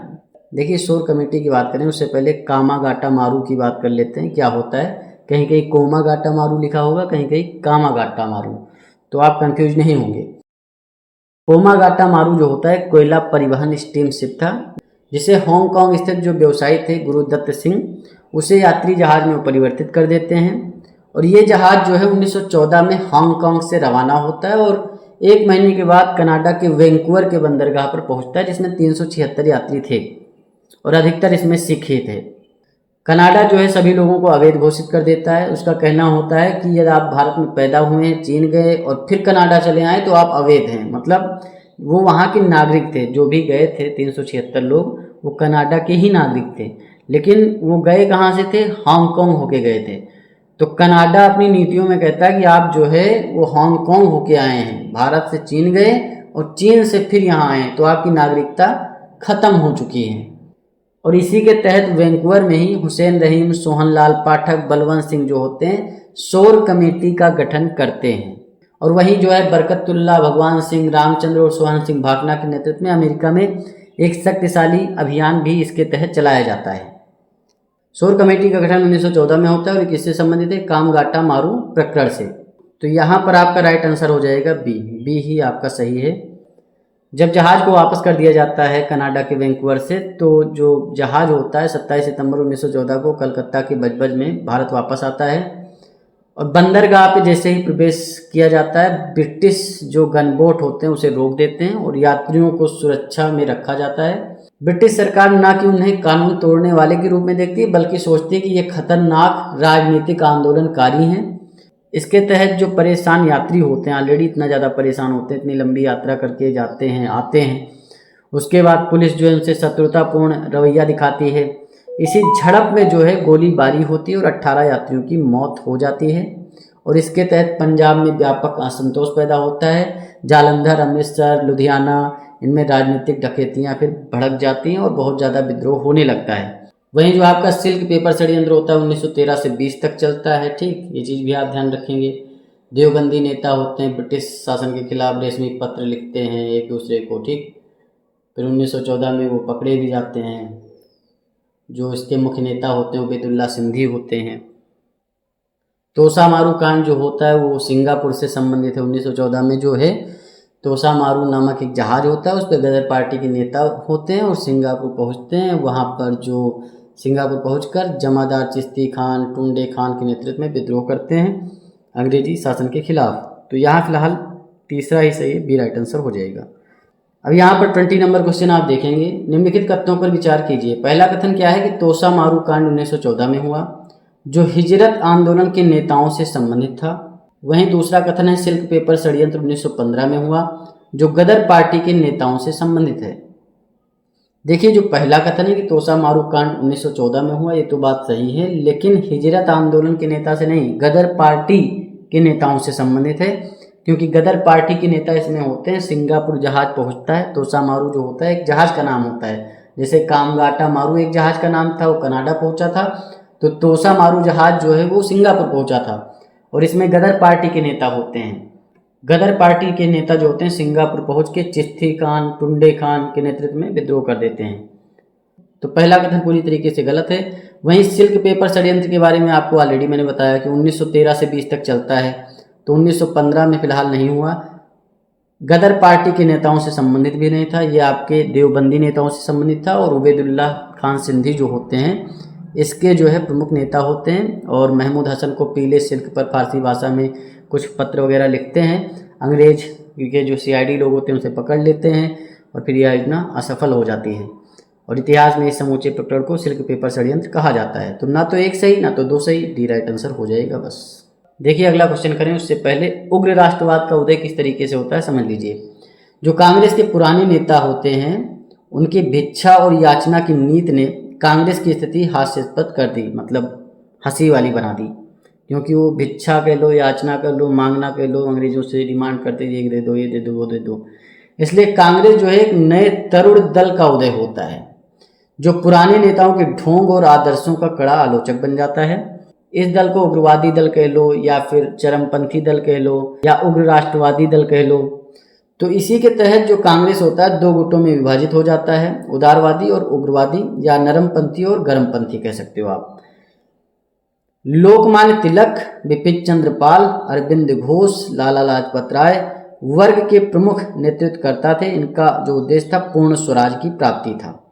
तो ये चार नाम आप हमेशा याद रखेंगे जो कि चरमपंथी नेताओं के हैं, लाल बाल पाल, और साथ में अरविंद घोष भी उसमें ऐड कर लेंगे, इतना मान के चलिए। अब यहाँ 21 नंबर क्वेश्चन आप देखेंगे। निम्नलिखित में से कौन से गर्मपंथी वर्ग से संबंधित हैं? लोकमान्य तिलक, बिपिन चंद्र पाल, अरविंद घोष। तो भाई ये आपके तीनों संबंधित हैं। लाल बाल पाल तो है ही और साथ में अरविंद घोष भी हैं, तीनों हैं, तो आपका डी राइट आंसर हो जाएगा। 22 नंबर क्वेश्चन देखेंगे। निम्नलिखित में से कौन से नरमपंथी वर्ग से संबंधित थे? तो भाई लाल बाल पाल और अरविंद घोष आपके गर्मपंथी थे, चरमपंथी थे या उग्रवादी कह लीजिए। वहीं जो गोपाल कृष्ण गोखले जो हैं ये नरमपंथी थे, एकदम सही बात है। फिरोज शाह मेहता भी आपके नरमपंथी थे, ये भी सही है। लाला लाजपत राय की बात करें तो ये आपके चरमपंथी में थे, ये आपके गलत हो जाएंगे। तो यहाँ पर आपका सी राइट आंसर हो जाएगा क्योंकि एक और दो ही सही है बस। 22 नंबर क्वेश्चन आप देखेंगे। गर्मपंथियों के संदर्भ में निम्नलिखित कथनों पर विचार कीजिए। पहला कथन है संवैधानिक सुधार, सरकारी सेवाओं में भारतीयों की सहभागिता बढ़ाना। दूसरा कथन है ब्रिटिश क्राउन एवं उनकी न्यायप्रियता में पूर्ण निष्ठा। तीसरा कथन है आवश्यकता पड़ने पर हिंसक साधनों से भी परहेज नहीं करना। उपयुक्त कथनों में से कौन सा सही नहीं है गर्मपंथियों के उद्देश्य के मामले में, मतलब इनका उद्देश्य ये था कि नहीं था। देखिए जो पहला कथन है भाई संवैधानिक सुधार ये लोग चाहते थे, सरकारी सेवाओं में भारतीयों की सहभागिता बढ़ाना चाहते थे, पहला कथन पूरी तरीके से गलत है। जो आपके गर्मपंथी होते हैं उनका एक ही डिमांड होता है कि हमें स्वराज्य चाहिए, बस हमें आपसे कुछ नहीं चाहिए, आप यहाँ से निकलो, बस पतली गली से खम्मा बचा के निकल लो। देखिए संवैधानिक सुधार, सहकारी सेवाओं में भारतीयों की सहभागिता बढ़ाना, ये नरम पंथियों का उद्देश्य होता है, ना कि गर्म पंथियों का। ब्रिटिश क्राउन एवं उनकी न्यायप्रियता में पूर्ण निष्ठा जो थी वो भी नरम पंथियों को थी, ना कि गर्म पंथियों को थी। तो दूसरा कथन भी आपका गलत हो जाएगा। तीसरा कथन है कि आवश्यकता पड़ने पर हिंसक साधनों से भी परहेज नहीं करेंगे हम। तो तीसरा कथन पूरी तरीके से सत्य है। ये जो है गर्मपंथी चाहते थे कि भाई अगर आवश्यकता पड़ी तो फिर हम बंदूक गोली सब कुछ उठाएंगे, डंडा लाठी उठा के मारेंगे, टेंशन मत लो, गोला बारूद कुछ भी मिल गया तो ठोक देंगे बस। तो ये गर्मपंथियों का उद्देश्य रहता था। खैर तो यहाँ पूछा कौन सा सही नहीं है, तो एक और दो दोनों सही नहीं है, तो भाई सी राइट आंसर हो जाएगा, तीसरा ही सही है बस। देखिए उग्र राष्ट्रवाद के उदय का कारण क्या था ये आप जान लीजिए। क्या होता है कि ब्रिटिश शासन के सही चरित्र की पहचान, कि भाई आप क्यों कर रहे हैं बंगाल विभाजन, क्या उद्देश्य है आपका, आप बांटना चाहते हैं, बांटो और राज करो की नीति सब लोग पहचान जाते हैं। आत्मविश्वास का संदेश, शिक्षा और बेरोजगारी में वृद्धि हो जाती है, ये भी एक कारण होता है। कांग्रेस की उपलब्धियों से सब में असंतोष रहता है।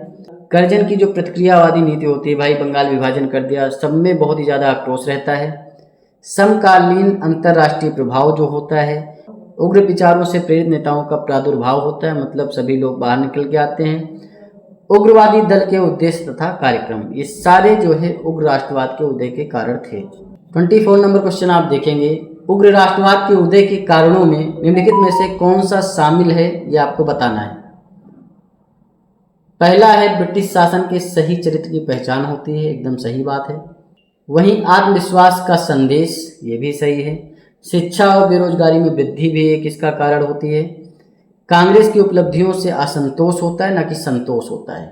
संतोष किसी को नहीं होता। आप जो है हर साल अधिवेशन कर रहे हैं, सबकी मीटिंग बुला रहे हैं, कोई उसका जो है मतलब मूल्य निकल रहा है, नहीं निकल रहा है, कोई वैल्यू आ रही नहीं आ रही, तो इसलिए सब में असंतोष रहता है कि भाई कुछ भी हल तो नहीं निकल रहा, आप मीटिंग पे मीटिंग करते जा रहे हैं, तो असंतोष होता है कांग्रेस की उपलब्धियों से। तो यहाँ 1 2 3 सी राइट आंसर हो जाएगा बस। देखिए अगला क्वेश्चन करें उससे पहले बंगाल विभाजन के बारे में थोड़ी जानकारी आप जान लीजिए। बंगाल विभाजन कब होता है? 1905 में होता है। 20 जुलाई 1905 को लॉर्ड कर्जन के द्वारा बंगाल विभाजन कर दिया जाता है। लॉर्ड कर्जन जो है गवर्नर जनरल होते हैं उस समय, क्योंकि आपको पता है 1899 से 1905 ईस्वी तक लॉर्ड कर्जन ही गवर्नर जनरल यानी वायसराय होते हैं। लॉर्ड कर्जन का जो गवर्नर काल था ब्रिटिश साम्राज्यवाद का उच्चतम बिंदु माना जाता है, मतलब साम्राज्यवाद का सबसे ऊंचा बिंदु इनके समय को माना जाता है। जो भी इन्होंने प्रशासकीय कार्य किए उसमें सबसे ज़्यादा जो विरोध हुआ है या सबसे ज़्यादा विवादास्पद रहा है वो बंगाल का विभाजन रहा है। बंगाल विभाजन को बंग भंग नाम से भी जाना जाता है। बंग मतलब बंगाल, भंग मतलब तोड़ दिया, बंगाल को तोड़ दिया, इसीलिए कहा जाता है बंग भंग। ये जो बंगाल विभाजन करते हैं अंग्रेज फूट डालो शासन करो वाली नीति के तहत करते हैं, क्योंकि ये इनका एक अंग था कि भाई हम फूट डालेंगे राज करेंगे। देखिए जो बंगाल विभाजन होता है ऐसा नहीं कि एक ही दिन में हो जाता है। जो अंग्रेज होते हैं वो सोचते हैं यार यहाँ से राष्ट्रवादी आंदोलन बहुत ही ज़्यादा उठ रहा है, मतलब जो भी बंगाल है ना यहीं से ज़्यादातर आंदोलनकारी आ रहे हैं। फिर लॉर्ड कर्जन 20 जुलाई 1905 को बंगाल विभाजन की आधिकारिक घोषणा भी कर देते हैं और बंगाल को 2 भागों में विभाजित कर दिया जाता है, एक आपका पूर्वी बंगाल, एक पश्चिमी बंगाल।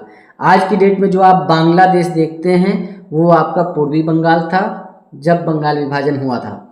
पश्चिमी बंगाल के अंतर्गत जो है बिहार और उड़ीसा को भी रखा गया था, और जो आपका पूर्वी बंगाल था उसमें असम का भी हिस्सा था। देखिए जो बंगाल का विभाजन अंग्रेजों ने किया था तो वो भाषा और धर्म के आधार पर किया था। पश्चिमी बंगाल में हिंदुओं की संख्या ज़्यादा थी, वहीं पूर्वी बंगाल में मुसलमानों की संख्या ज़्यादा थी।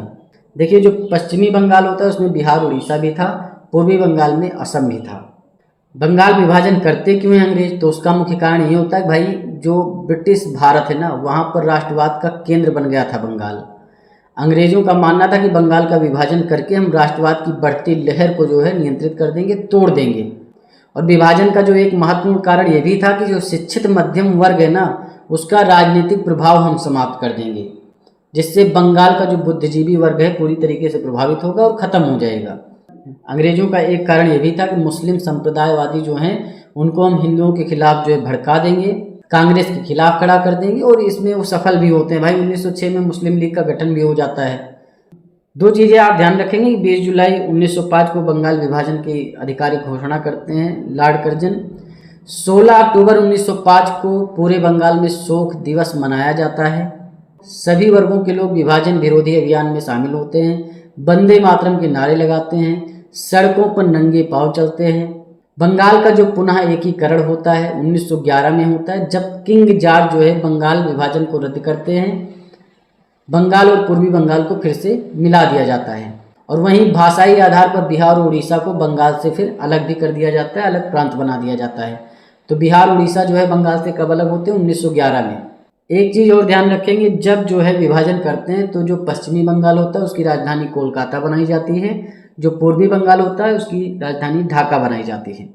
तो ये सारी चीज़ें आप समझ गए होंगे फिलहाल। और यहाँ पर देख सकते हैं कि 1905 भारतीय राष्ट्रवाद पर किया गया एक प्रचंड प्रहार था जो बंगाल विभाजन करते हैं।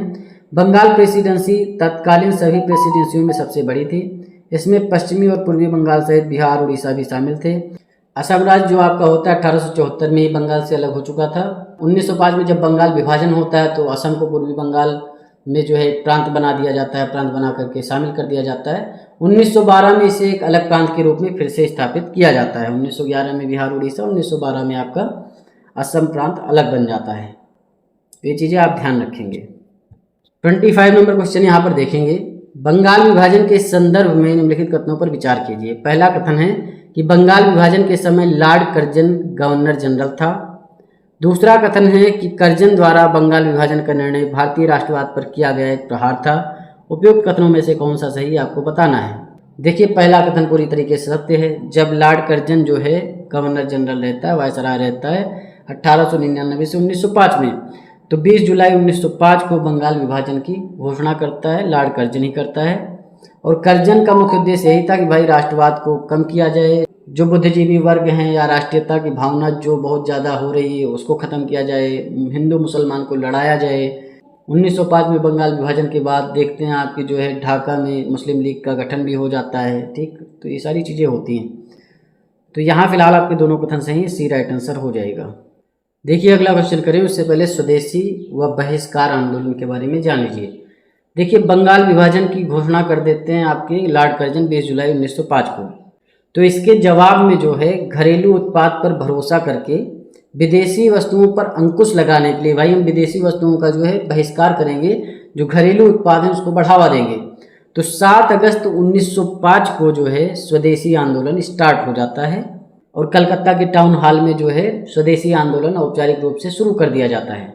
महात्मा गांधी जो होते हैं इस स्वदेशी आंदोलन को स्वराज यानी स्वशासन की आत्मा के रूप में वर्णित करते हैं। जो आपके अमीर भारतीय होते हैं वो खादी ग्राम उद्योग को अधिक से अधिक धन देते हैं, भूमि दान देते हैं, जिससे जो है यह आंदोलन अपना विशाल स्वरूप धर लेता है और हर घर में कपड़ा उत्पादन होने लगता है। ब्रिटिश सरकार जो है इसे चाहकर भी कंट्रोल नहीं कर पा रही थी क्योंकि ये पूरे भारत में फैल चुका था। तो स्वदेशी आंदोलन आपका स्टार्ट कब होता है, ये चीज़ ध्यान रखना, 7 अगस्त 1905 से। कांग्रेस के बनारस अधिवेशन में स्वदेशी और बहिष्कार आंदोलन का अनुमोदन किया गया। कांग्रेस का बनारस अधिवेशन आपको पता है 1905 में होता है। स्वदेशी बहिष्कार का प्रचार समूचे देश में जो है तिलक, लाला लाजपत राय और अरविंद घोष ने किया। इस समय चलाए गए बहिष्कार आंदोलन के अंतर्गत न केवल विदेशी वस्त्रों का बहिष्कार हुआ बल्कि स्कूलों, सरकारी नौकरी आदि का भी बहिष्कार हुआ। अदालतों, उपाधियों, स्वदेशी आंदोलन की उपलब्धि, आत्मनिर्भरता और आत्मशक्ति, ये सारी चीज़ें इसमें होती हैं। 26 नंबर क्वेश्चन आप देखेंगे, स्वदेशी आंदोलन के संदर्भ में निम्नलिखित कथनों पर विचार कीजिए। पहला कथन क्या है कि कांग्रेस के बनारस अधिवेशन में स्वदेशी और बहिष्कार आंदोलन का अनुमोदन किया गया, समर्थन किया गया।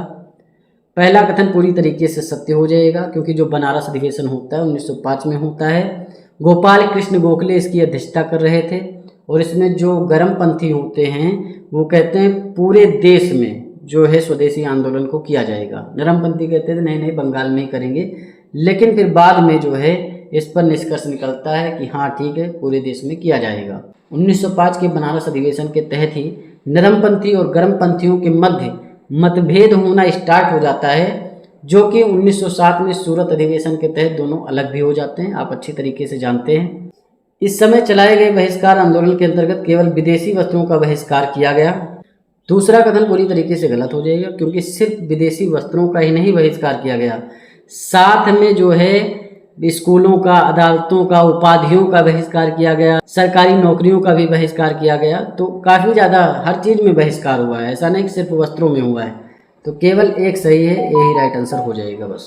27 नंबर क्वेश्चन क्या है कि बंगाल विभाजन को कब रद्द किया गया। होता क्या है कि 12 दिसंबर 1911 को दिल्ली में एक दरबार लगता है।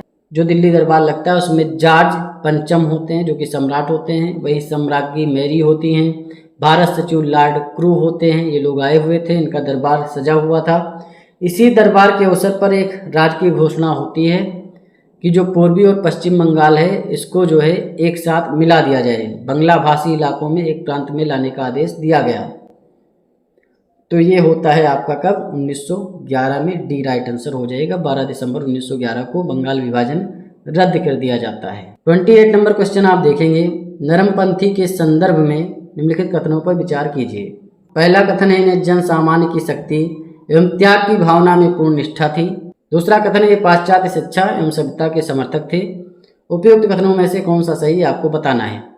देखिए मैंने पहले ही बताया, जो नरमपंथी होते हैं वो संवैधानिक सुधार के समर्थक थे, सरकारी सेवाओं में भारतीयों के सहभागिता के समर्थक थे, पाश्चात्य शिक्षा एवं सभ्यता के समर्थक थे।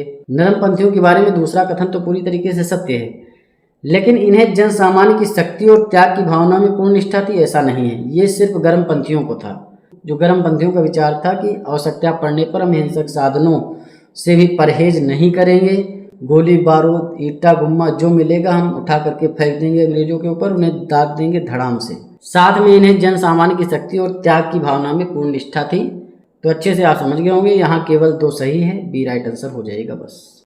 देखिए अगला क्वेश्चन करें उससे पहले थोड़ी जानकारी आप जान लीजिए।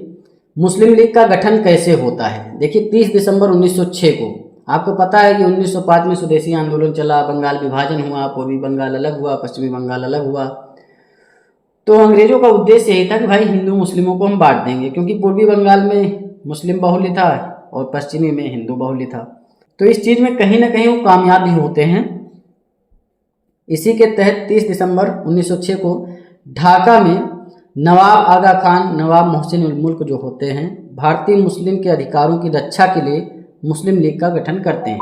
प्रारंभ में ब्रिटिश जो होते हैं इनका काफ़ी ज़्यादा सहयोग करते हैं, क्योंकि उनका तो मकसद ही था बांटो और राज करो। लेकिन जब स्वशासन के विचार को इन्होंने भी अपना लिया तो ब्रिटिशों से मिलने वाला सहयोग इनका समाप्त हो गया। अब ब्रिटिशर्स जो थे वो इनका सहयोग इसीलिए कर रहे थे कि भाई तुम लड़ो हिंदुओं से और इस लड़ाई में हम अपना गेम खेलें, बढ़िया तरीके से राज करें। 1908 ईस्वी में जो मुस्लिम लीग होता है उसका अमृतसर अधिवेशन होता है। इसमें सर सैयद अली इमाम की अध्यक्षता में मुस्लिमों ने पृथक निर्वाचक मंडल की मांग की, जिसे ब्रिटिशर्स ने 1909 में मार्ले मिंटो सुधार के द्वारा पूरा भी कर दिया। मतलब 1 साल पहले मांगते हैं और 1 साल के बाद पूरी योजनाबद्ध तरीके से मुस्लिमों के लिए पृथक निर्वाचन प्रणाली मान ली जाती है। मतलब जहाँ पर मुस्लिम बाहुल्य होंगे वहाँ पर हिंदू वोट नहीं कर सकते हैं, कहने का मतलब ये है।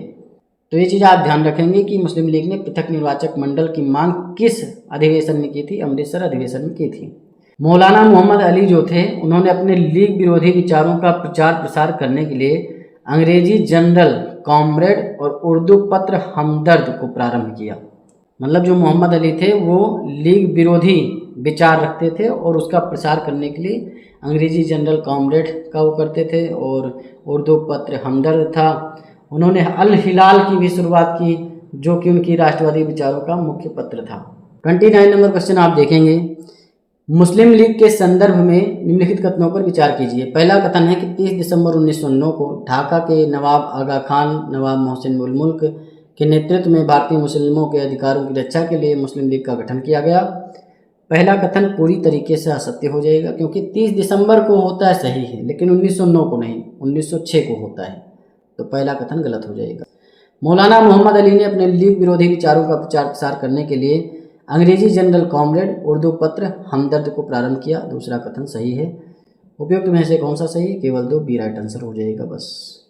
30 नंबर क्वेश्चन आप देखेंगे, अशफाक उल्लाह खान को फांसी किस षड्यंत्र केस के तहत दी गई? देखिए होता क्या है, काकोरी ट्रेन षड्यंत्र होता है। इस डकैती की जो योजना बनाते राम प्रसाद बिस्मिल अशफाक उल्लाह खान ने बनाई थी, और इस योजना में जो सम्मिलित थे राम प्रसाद बिस्मिल थे भाई। इस योजना के जो है रचयिता यही थे और साथ में अशफाक उल्लाह खान भी थे। तो ये 2 लोग थे। साथ में चंद्रशेखर आज़ाद, राजेंद्र सिंह लाहिड़ी थे और सचिंद्र बख्शी, केशव चक्रवर्ती, मुरारी लाल खन्ना, बनवारी लाल, मुकुंदी लाल गुप्ता, मनमथ नाथ गुप्ता, ये लोग थे।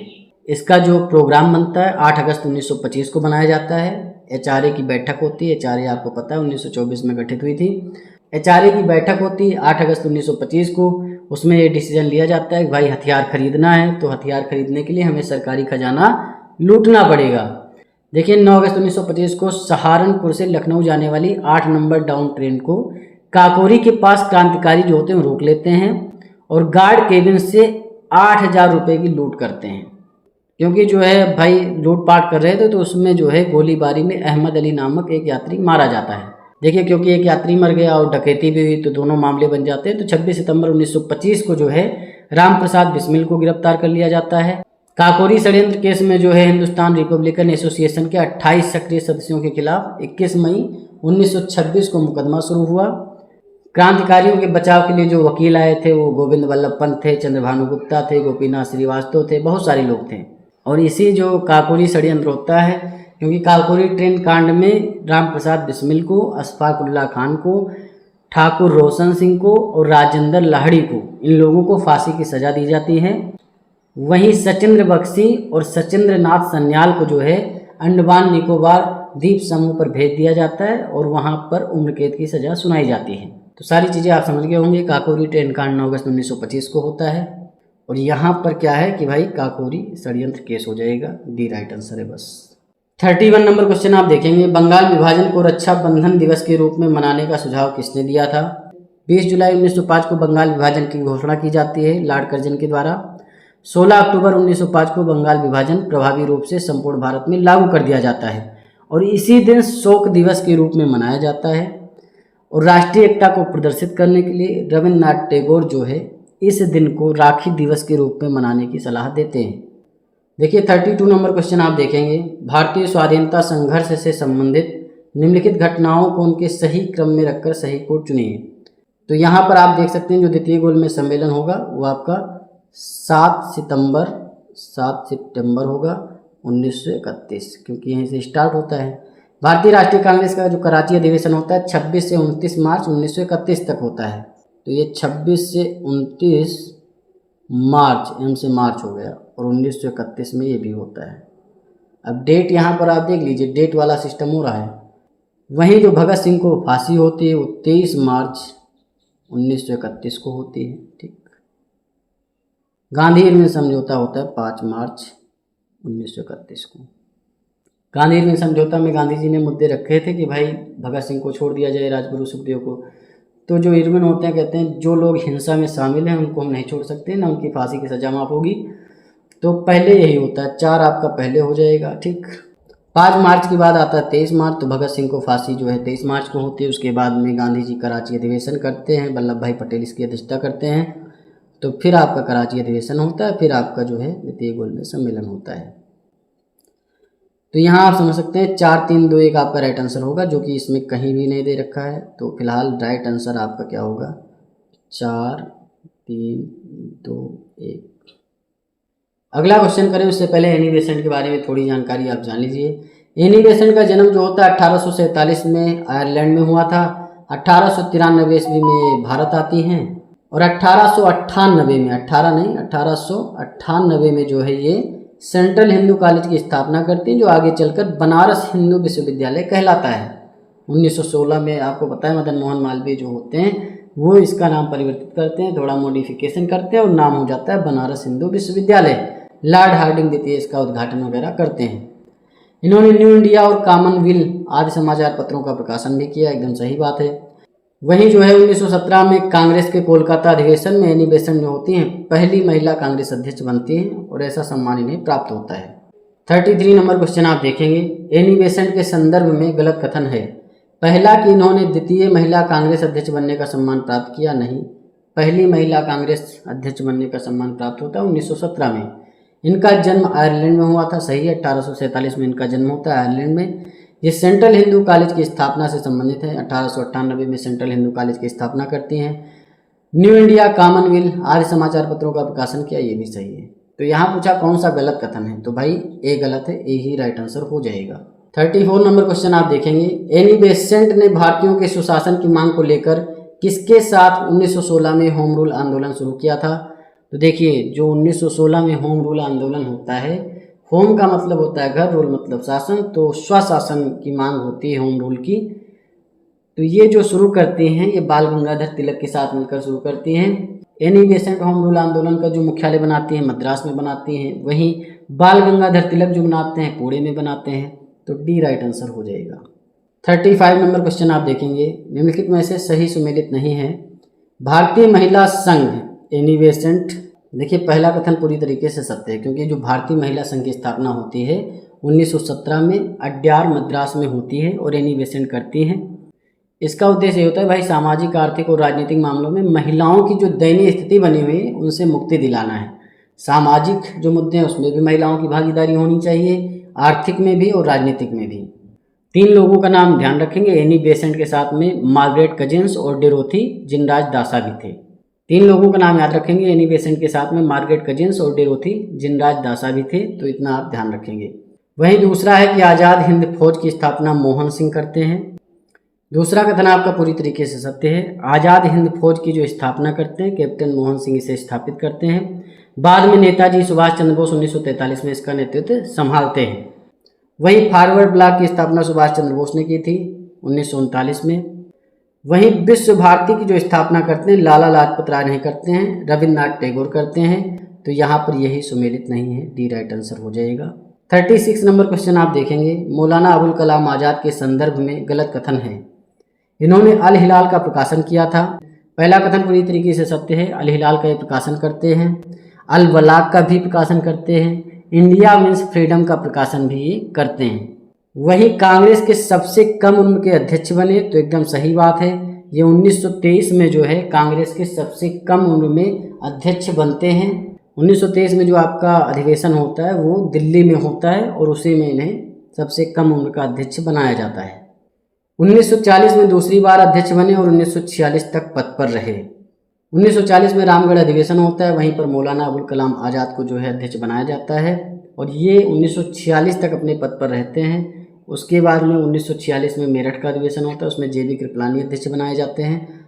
तो यहाँ पर पहला कथन भी आपका सही है, दूसरा भी सही, तीसरा भी सही है। यहाँ डी आपका दे रखा है कि ये स्वतंत्र भारत के प्रथम उद्योग मंत्री थे, जो कि पूरी तरीके से गलत है। मौलाना अबुल कलाम आज़ाद जो थे वो स्वतंत्र भारत के प्रथम शिक्षा मंत्री थे। तो यहाँ जो राइट आंसर हो जाएगा वो आपका डी हो जाएगा, डी ही सही है बस। 37 नंबर क्वेश्चन आपका क्या है कि संगठन नौजवान भारत सभा की स्थापना किसने की। तो इसकी स्थापना जो है भगत सिंह करते हैं, बी राइट आंसर हो जाएगा। सरदार भगत सिंह के द्वारा 1926 में नौजवान भारत सभा की स्थापना की जाती है। 1920 में जो आपका असहयोग आंदोलन चल रहा था उसमें जो सरदार भगत सिंह होते हैं एक स्वयं सेवक के रूप में भाग लेते हैं। वहीं 1925 में HRA से जुड़ते हैं। HRA की स्थापना 1924 में कानपुर में हुई थी और फिर पंजाब में जो है नौजवान भारत सभा की स्थापना करते हैं 1926 में, बी राइट आंसर हो जाएगा। देखिए अगला क्वेश्चन करें उससे पहले दादा भाई नौरोजी के बारे में आप जान लीजिए। दादा भाई नौरोजी जो होते हैं ये the grand old man of India के नाम से प्रसिद्ध थे। 1851 ईस्वी में इन्होंने रहनुमाई मजदयासन सभा की स्थापना की थी। तो कभी क्वेश्चन आ जाए भाई रहनुमाई मजदयासन सभा की स्थापना किसने की, तो आपके दादा भाई नौरोजी ने की, 1851 में की। वहीं 1854 में रस्त गोफ्तार पत्रिका का प्रकाशन भी यही करते हैं। 1865 ईस्वी में WC बनर्जी यानी व्योमेश चंद्र बनर्जी के साथ मिलकर के लंदन में इंडिया सोसाइटी की स्थापना करते हैं। तो इंडिया सोसाइटी की स्थापना कौन करता है, दादा भाई नौरोजी करते हैं। WC बनर्जी के साथ मिलकर के करते हैं, 1865 में करते हैं। वहीं 1892 में लिबरल पार्टी के टिकट पर ब्रिटिश हाउस ऑफ कॉमन्स में चुने जाने वाले ये पहले भारतीय थे। ये चीज़ भी आप ध्यान रखेंगे। ब्रिटिश हाउस ऑफ कॉमन्स का मतलब इस तरीके से समझ सकते हैं कि जैसे संसद होती है आपकी भारत की, उसी तरीके से वहाँ होता था, तो वहाँ पर चुने गए पहले भारतीय थे ये। और 1892 ईस्वी में लिबरल पार्टी से जो है चुने जाते हैं। दादा भाई नौरोजी के बारे में थोड़ी जानकारी और भी आप जान के रखेंगे कि 1886 का जो कोलकाता अधिवेशन होता है उसकी अध्यक्षता यही करते हैं। वहीं 1893 का जो लाहौर अधिवेशन होता है उसकी अध्यक्षता भी दादा भाई नौरोजी ही करते हैं। वहीं 1906 का जो कोलकाता अधिवेशन होता है उसकी अध्यक्षता भी दादा भाई नौरोजी के द्वारा की जाती है। 1906 वाले अधिवेशन में ही दादा भाई नौरोजी जो होते हैं स्वराज की बात करते हैं। अब यहाँ पर आप 38 नंबर क्वेश्चन देखेंगे। लिबरल पार्टी के टिकट पर ब्रिटिश हाउस ऑफ कॉमन्स में चुने जाने वाले प्रथम भारतीय थे। तो मैंने अभी बताया 1892 ईस्वी में लिबरल पार्टी के टिकट पर ब्रिटिश हाउस ऑफ कॉमन्स में जो चुने गए भारतीय थे वो आपके दादा भाई नौरोजी थे। सी राइट आंसर हो जाएगा। अगला क्वेश्चन करें उससे पहले थोड़ी जानकारी आप भीमराव अंबेडकर के बारे में जान लीजिए। अछूतों निचली जातियों के हिंदुओं में सामाजिक समानता की भावना का प्रसार करने के लिए डॉक्टर अंबेडकर जो होते हैं 1924 ईस्वी में दलित संस्थान तथा 1927 में समाज समता संघ की स्थापना करते हैं। तो ये चीज़ें आप ध्यान रखेंगे कि 1924 में दलित संस्थान की स्थापना किसने की, तो डॉक्टर भीमराव अंबेडकर ने की। वहीं 1927 में समाज समता संघ की स्थापना किसने की, तो उसकी स्थापना भी भीमराव अंबेडकर के द्वारा की जाती है। इन्होंने भारतीय मजदूर पार्टी, दलित जाति सभा, जन शिक्षक समाज आदि संस्थानों की स्थापना भी की थी। तो अब यहाँ पर आप 39 नंबर क्वेश्चन देखेंगे। निम्नलिखित में से किसकी स्थापना से भीमराव अंबेडकर संबंधित नहीं है। देखिए अभी मैंने बताया जो भीमराव अंबेडकर होते हैं वो दलित संस्थान की स्थापना करते ही करते हैं, समाज समता संघ की स्थापना भी करते हैं। दलित संस्थान जो होता है उसकी स्थापना 1924 में करते हैं। समाज समता संघ की स्थापना 1927 में की जाती है। वहीं दलित जाति सभा की स्थापना भी भीमराव अंबेडकर के द्वारा की जाती है। भारतीय मजदूर पार्टी की स्थापना भी इनके द्वारा की जाती है। जन शिक्षक समाज की स्थापना भी कौन करते हैं, डॉक्टर भीमराव अंबेडकर ही करते हैं। वहीं अगर बात करें लंदन में इंडिया सोसाइटी की स्थापना किसके द्वारा की गई थी, तो ये आपके दादा भाई नौरोजी के द्वारा की गई थी 1865 ईस्वी में, और इनके साथ व्योमेश चंद्र बनर्जी भी थे। तो ये चीज़ आप ध्यान रखेंगे तो डी ही राइट आंसर हो जाएगा, क्योंकि यही जो है डॉक्टर भीमराव अंबेडकर से संबंधित नहीं है। अब यहाँ पर 40 नंबर क्वेश्चन आप देखेंगे। निम्नलिखित में से कौन सी रचना महात्मा गांधी की नहीं है। देखिए अगर बात करें माई अर्ली लाइफ की तो ये महात्मा गांधी की रचना है।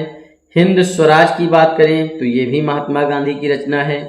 इंडियन होम रूल की बात करें तो ये भी महात्मा गांधी की रचना है। वहीं माई एक्सपेरिमेंट विद ट्रूथ की बात करें तो वो भी महात्मा गांधी की रचना है। तो ये सारी किताबें जो लिखी हैं वो आपके महात्मा गांधी ने लिखी हैं। लेकिन द रिडल्स ऑफ हिंदुइज्म ये किसने लिखी है, ये आपकी लिखी है डॉक्टर भीमराव अंबेडकर ने। तो यहाँ पर जो है यही आपका सुमेलित नहीं है, मतलब महात्मा गांधी से संबंधित नहीं है, तो ए ही राइट आंसर हो जाएगा बस। देखिए 41 नंबर क्वेश्चन आपका क्या है कि बाल गंगाधर तिलक द्वारा संपादित पत्र है। देखिए बाल गंगाधर तिलक ने जो पत्र संपादित किए हैं उनका नाम है केसरी और मराठा। तो केसरी यहाँ पर दे रखा है, मराठा नहीं दे रखा है। वहीं यंग इंडिया आपके महात्मा गांधी से संबंधित है। नवजीवन और हरिजन ये तीनों पत्र आपके किससे संबंधित हैं, महात्मा गांधी से संबंधित है, इतना आप ध्यान रखेंगे। तो यहाँ पर राइट आंसर आपका ए हो जाएगा, ए ही सही है बस। अब यहाँ पर 42 नंबर क्वेश्चन आप देखेंगे। 1929 के कांग्रेस के लाहौर अधिवेशन के संबंध में नीचे दिए गए कथनों पर विचार करना है आपको। अब दे दिया गया कि भाई विचार करो, तो विचार करिए। पहला कथन क्या है कि इस अधिवेशन के दौरान पूर्ण स्वराज को कांग्रेस का उद्देश्य घोषित कर दिया गया। दूसरा कथन है कि लाहौर अधिवेशन के दौरान 26 जनवरी 1930 को पहला स्वाधीनता दिवस घोषित किया गया। उपयुक्त कथनों में से कौन सा सही है आपको बताना है। देखिए जो 1929 का लाहौर अधिवेशन होता है उसकी अध्यक्षता करते हैं जवाहरलाल नेहरू, और इसी अधिवेशन में कांग्रेस का जो मुख्य लक्ष्य घोषित कर दिया जाता है, पूर्ण स्वराज को घोषित कर दिया जाता है। भाई हम पूर्ण स्वराज ही चाहते हैं, बस ये डोमिनियन स्टेट्स वगैरह इनकी जरूरत नहीं है, हमें पूर्ण स्वराज चाहिए। तो पहला कथन पूरी तरीके से सत्य है। और दूसरा कथन क्या है कि लाहौर अधिवेशन के दौरान 26 जनवरी 1930 को पहला स्वाधीनता दिवस घोषित किया गया, तो दूसरा भी आपका सही है। तो मतलब 1 और 2 दोनों सही हैं, सी राइट आंसर हो जाएगा बस।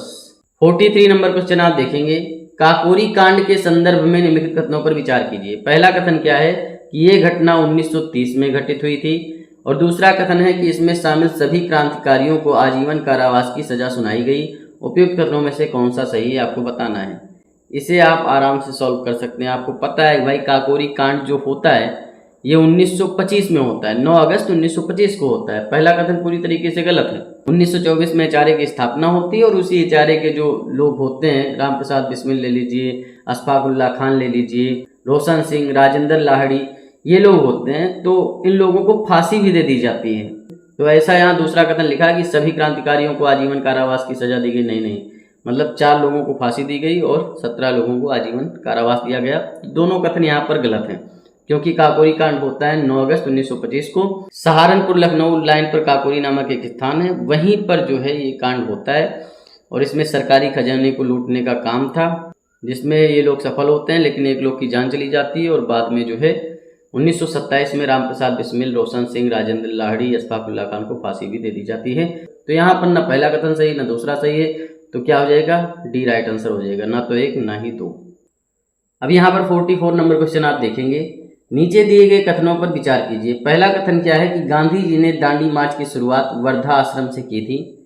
दूसरा कथन है कि 6 अप्रैल 1930 को गांधी जी गुजरात के तट पर पहुंचकर नमक कानून का उल्लंघन करते हैं। उपयुक्त कथनों में से कौन सा सही है आपको बताना है। तो यहाँ पर जो पहला कथन दे रखा है कि गांधी जी ने दांडी मार्च की शुरुआत वर्धा आश्रम से की थी, पूरी तरीके से असत्य है, क्योंकि गांधी जी दांडी मार्च की जो शुरुआत करते हैं ना, ये साबरमती आश्रम से करते हैं, ना कि वर्धा आश्रम से। तो पहला कथन पूरी तरीके से असत्य हो जाएगा। गांधी जी क्या करते हैं, 12 मार्च 1930 को जो है साबरमती आश्रम से अरब सागर की ओर चल देते हैं, और 78 अनुयायी उनके साथ होते हैं। 241 मील की यात्रा तय करते हैं, ये चीज़ भी आप ध्यान रखेंगे। 241 मील, 78 अनुयायी उनके पीछे होते हैं। समुद्र पे पहुंच करके जल से नमक बना करके ब्रिटिश नीति का उल्लंघन करते हैं, और वहीं से सबने अवज्ञा स्टार्ट हो जाता है। इसी तरीके से सबने अवज्ञा जो आंदोलन होता है ना, संपूर्ण देश में फैल जाता है, और लाखों भारतीय इसमें शामिल हो जाते हैं। ब्रिटिश अधिकारी जो होते हैं 60,000 से अधिक लोगों की गिरफ्तारी करते हैं। 5 मई 1930 को गांधी जी को भी गिरफ्तार कर लिया जाता है। कवयित्री सरोजिनी नायडू भी जो है 21 मई को बम्बई से लगभग 150 मील की दूरी पर धरसाना नाम का एक जगह होता है, वहाँ पर 2,500 लोगों का नेतृत्व करती हैं, और वहाँ पर सबने अवज्ञा वो भी करती हैं।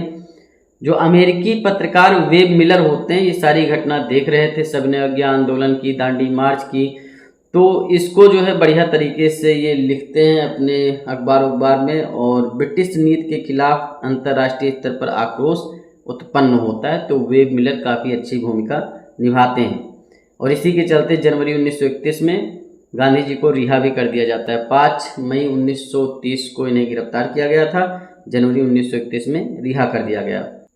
तो यहाँ पर जो आपका दूसरा कथन है 6 अप्रैल 1930 को गांधी जी गुजरात के तट पर पहुंचकर नमक कानून उल्लंघन करते हैं, तो दूसरा कथन सही है, क्योंकि आपको पता है 12 मार्च से आपका स्टार्ट होता है, और 6 अप्रैल को ये गुजरात के तट पर पहुंच करके नमक कानून का उल्लंघन करते हैं, सबने अवज्ञा वहीं से स्टार्ट हो जाता है। उपयुक्त कथनों में से कौन सा सही, तो केवल 2 सही, बी राइट आंसर हो जाएगा बस। अब यहाँ पर आप देखेंगे 45 नंबर क्वेश्चन, खुदाई खिदमतगार संगठन के संबंध में नीचे दिए गए कथनों पर विचार कीजिए। पहला कथन है कि इस संगठन के नेतृत्वकर्ता खान अब्दुल गफ्फार खान थे। वहीं दूसरा कथन है इस संगठन के लोग हिंसक प्रदर्शनों एवं कार्यवाहियों के द्वारा स्वाधीनता आंदोलन में सम्मिलित थे। उपयुक्त कथनों में से कौन सा सही है आपको बताना है। देखिए, अगर मैं बात करूं खुदाई खिदमतगार की, तो इसकी स्थापना 1930 में खान अब्दुल गफ्फार खान के नेतृत्व में की जाती है। खुदाई खिदमतगार का मतलब होता है सर्वेंट ऑफ गॉड, या फिर आप कह लो भगवान का सेवक कह लो, या खुदाई खिदमतगार कह लो, एक ही चीज़ है। जो भी ये आंदोलन करते हैं, इनका जो संगठन होता है अहिंसक प्रतिरोध आंदोलन था, मतलब हिंसक नहीं था। खुदाई खिदमतगार का जो मुख्य उद्देश्य था कि भारत को ब्रिटिश शासन से स्वतंत्र कराना है। खुदाई खिदमतगार आंदोलन को ही लाल कुर्ती आंदोलन के नाम से भी जाना जाता है, क्योंकि जो इसके सदस्य होते थे लाल रंग की कुर्तियां पहनते थे। खुदाई खिदमतगार ही एक ऐसा संगठन था जिसने भारत के विभाजन का विरोध किया था। जिन्ना जो होते हैं खान अब्दुल गफ्फार खान के बारे में उल्टा सीधा भी बकते हैं कि जो ये हैं ये पठानों को जो है वो क्या बना रहे हैं, मतलब नपुंसक बना रहे हैं, इस तरीके की कमेंट करते हैं खुदाई खिदमतगार के ऊपर जिन्ना, क्योंकि जिन्ना चाहते थे कि ये भी हमारे साथ आ जाएं। वहीं खुदाई खिदमतगार जो होते हैं उन्होंने सामाजिक सुधार में भी योगदान दिया। तो यहाँ पर फिलहाल आप देख सकते हैं नेतृत्वकर्ता खान अब्दुल गफ्फार खान थे, तो ये भी सही है।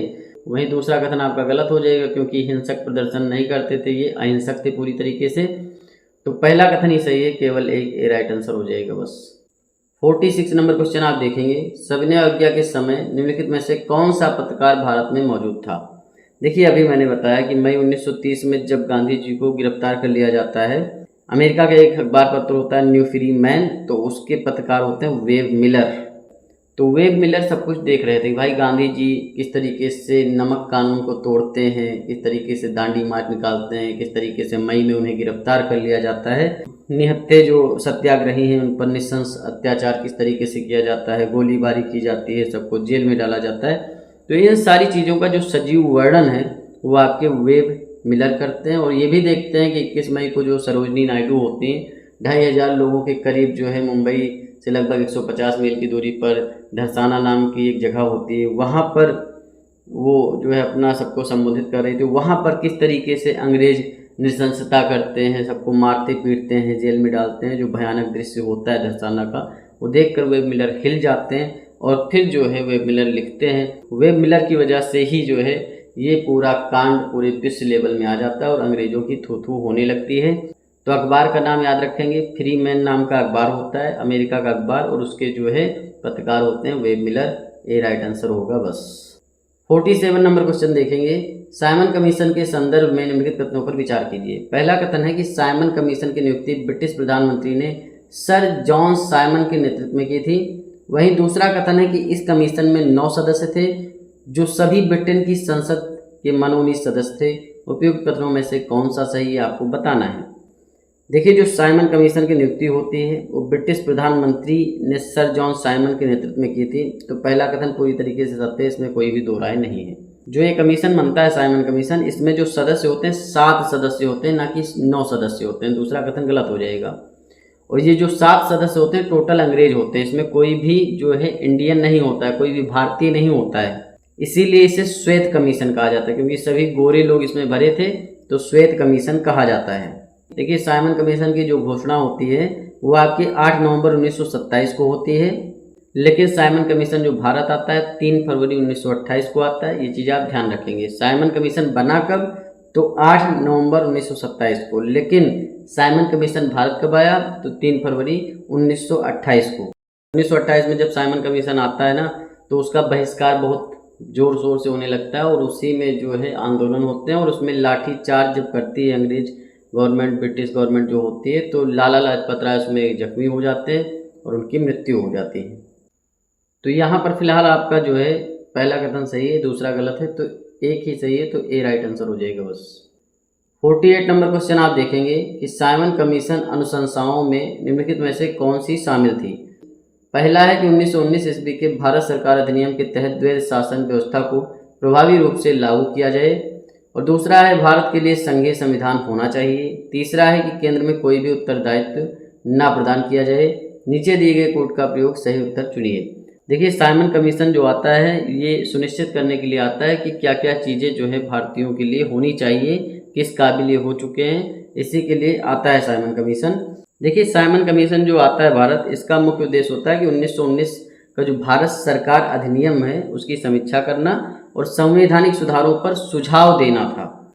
लेकिन मामला क्या होता है, इसमें 7 सदस्य जो होते हैं सभी अंग्रेज होते हैं, तो अपने हिसाब से ही जो है सब सुझाव देंगे, अपने हिसाब से ही समीक्षा करेंगे। साइमन कमीशन जो है अपनी रिपोर्ट देता है 27 मई 1930 को, और उसमें ये बताता है कि भाई जो 1919 ईस्वी का जो भारत सरकार अधिनियम है ना, उसके तहत जो द्वैध शासन व्यवस्था है उसको प्रभावी रूप से लागू नहीं किया जाए। मतलब द्वैध शासन व्यवस्था जो 1919 का था उसे तुरंत रूप से जो है समाप्त करके उत्तरदायी शासन की स्थापना की जाए। तो पहला कथन गलत हो जाएगा।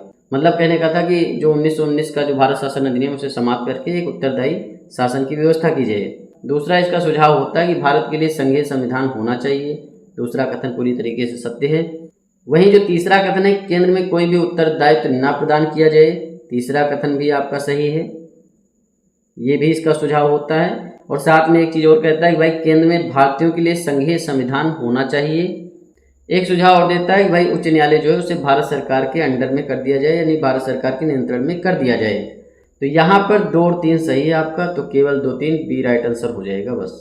49 नंबर क्वेश्चन आप देखेंगे, स्वराज पार्टी के संदर्भ में निम्नलिखित कथनों पर विचार कीजिए। पहला कथन है कि जवाहरलाल नेहरू के साथ बंगाल के चित्तरंजन दास ने भी इस पार्टी के नेतृत्व में भागीदारी की। वहीं 1923 में स्वराज पार्टी ने केंद्रीय लेजिस्लेटिव असेंबली का चुनाव लड़ा। उपयुक्त कथनों में से कौन सा सही है आपको बताना है। स्वराज पार्टी जो था स्वतंत्रता संग्राम के समय बना हुआ एक राजनीतिक दल था। इस दल में भारतीयों के लिए अधिक से अधिक स्वशासन तथा राजनीतिक स्वतंत्रता की प्राप्ति के लिए कार्य किया जाता था। स्वराज पार्टी की जो स्थापना होती है 1 जनवरी 1923 को होती है। इसमें देशबंधु चित्तरंजन दास होते हैं और मोतीलाल नेहरू होते हैं। स्वराज का मतलब होता है अपना राज्य, हमें अपना राज्य चाहिए बस। स्वराज पार्टी की स्थापना क्यों होती है? होता यह है कि 5 फरवरी 1922 को जब चोरी चोरा कांड होता है तो गांधी जी क्या कहते हैं, असहयोग आंदोलन अपना वापस ले लेते हैं। तो बहुत सारे नेता अप्रसन्न होते हैं। साथ में आपको पता है कि जो राम प्रसाद बिस्मिल वगैरह होते हैं, ये लोग भी बहुत खुश नहीं थे। उन्होंने भी कहा ये क्या कर दिया आपने, ये तो गलत बात है। किसानों को पहले उन्होंने मारा तो 22 लोगों को उन्होंने जलाया। ऐसा नहीं कि एक साथ ऐसे ही जला दिया है, पहले किसानों को भी तो मारा गया है। लेकिन फिर असहयोग आंदोलन जब वापस ले लेते हैं तो बहुत सारे दल निकल के आते हैं। इसमें आपका HRA भी होता है। तो इसी के तहत जो है 1923 में इलाहाबाद में चित्तरंजन दास जो होते हैं और इनके साथ मोतीलाल नेहरू भी थे, नरसिंह चित्तामन केलकर थे और विट्ठल भाई पटेल भी थे। तो इन लोगों ने मिल करके स्वराज पार्टी की स्थापना की। स्वराज पार्टी के जो अध्यक्ष बनाए गए वो आपके चित्तरंजन दास थे, वहीं सचिव जो बने मोतीलाल नेहरू थे। तो यहाँ पर जो पहला कथन है पूरी तरीके से गलत हो जाएगा कि भाई जवाहरलाल नेहरू के साथ बंगाल के चित्तरंजन दास ने पार्टी के नेतृत्व में दिए, गलत हो जाएगा, मोतीलाल नेहरू थे। वहीं दूसरा कथन है कि 1923 ईस्वी में स्वराज पार्टी ने केंद्रीय लेजिस्लेटिव असेंबली का चुनाव लड़ा था। दूसरा कथन पूरी तरीके से सत्य है। तो यहाँ पर आपका केवल 2 सही है, तो बी राइट आंसर हो जाएगा बस। 50 नंबर क्वेश्चन आप देखेंगे, निम्नलिखित में से किसने असहयोग आंदोलन वापस लेने के निर्णय की आलोचना की थी? आपको पता है असहयोग आंदोलन 1 अगस्त 1920 से स्टार्ट होता है, ठीक। 5 फरवरी 1922 को जब चोरी चोरा कांड हो जाता है तो 12 फरवरी 1922 को बारदोली में हुई जो कांग्रेस की बैठक होती है ना, उसमें असहयोग आंदोलन को समाप्त करने का निर्णय गांधी जी के द्वारा ले लिया जाता है। भाई जिस समय असहयोग आंदोलन चल रहा था तो जनता का उत्साह चरम बिंदु पर था और उसी समय गांधी जी क्या करते हैं, एकदम उन्हें आघात पहुंचा देते हैं। फिर मोतीलाल नेहरू आपके जो हैं, या सुभाष चंद्र बोस हैं, जवाहरलाल नेहरू हैं, सी राजगोपालाचारी हैं, इन सभी लोगों ने गांधी जी के निर्णय की आलोचना की। और जब आंदोलन समाप्त कर देते हैं तो जाहिर सी बात है गांधी जी की स्थिति थोड़ा कमज़ोर हो जाती है और इसका जो है अंग्रेज फ़ायदा उठाते हैं और 10 मार्च 1922 को गांधी जी को गिरफ्तार भी कर लिया जाता है। इसी के तहत जो है गांधी जी को 6 साल की सज़ा भी होती है। न्यायाधीश ब्रूमफील्ड जो है गांधी जी को कहते हैं कि तुमने असंतोष फैलाया है, पूरा माहौल ख़राब किया, तुम्हें 6 साल की सज़ा दी जाती है। तो यहाँ पहला, दूसरा, तीसरा, चौथा ये सभी लोग थे जिन्होंने जो है गांधी जी के इस निर्णय की आलोचना की थी और डी राइट आंसर हो जाएगा यहाँ पे। तो ये था आपका सिलेक्शन सीरीज का 17 नंबर का लेक्चर। इसकी PDF टेलीग्राम पे आपको मिलेगी। टेलीग्राम ज्वाइन कर लीजिए, डिस्क्रिप्शन में लिंक है। मन लगा के पढ़ाई करते रहिए। चैनल को सब्सक्राइब करिए, वीडियो को लाइक करिए, शेयर करिए। मिलते हैं नेक्स्ट वीडियो में। धन्यवाद, थैंक यू, शुक्रिया।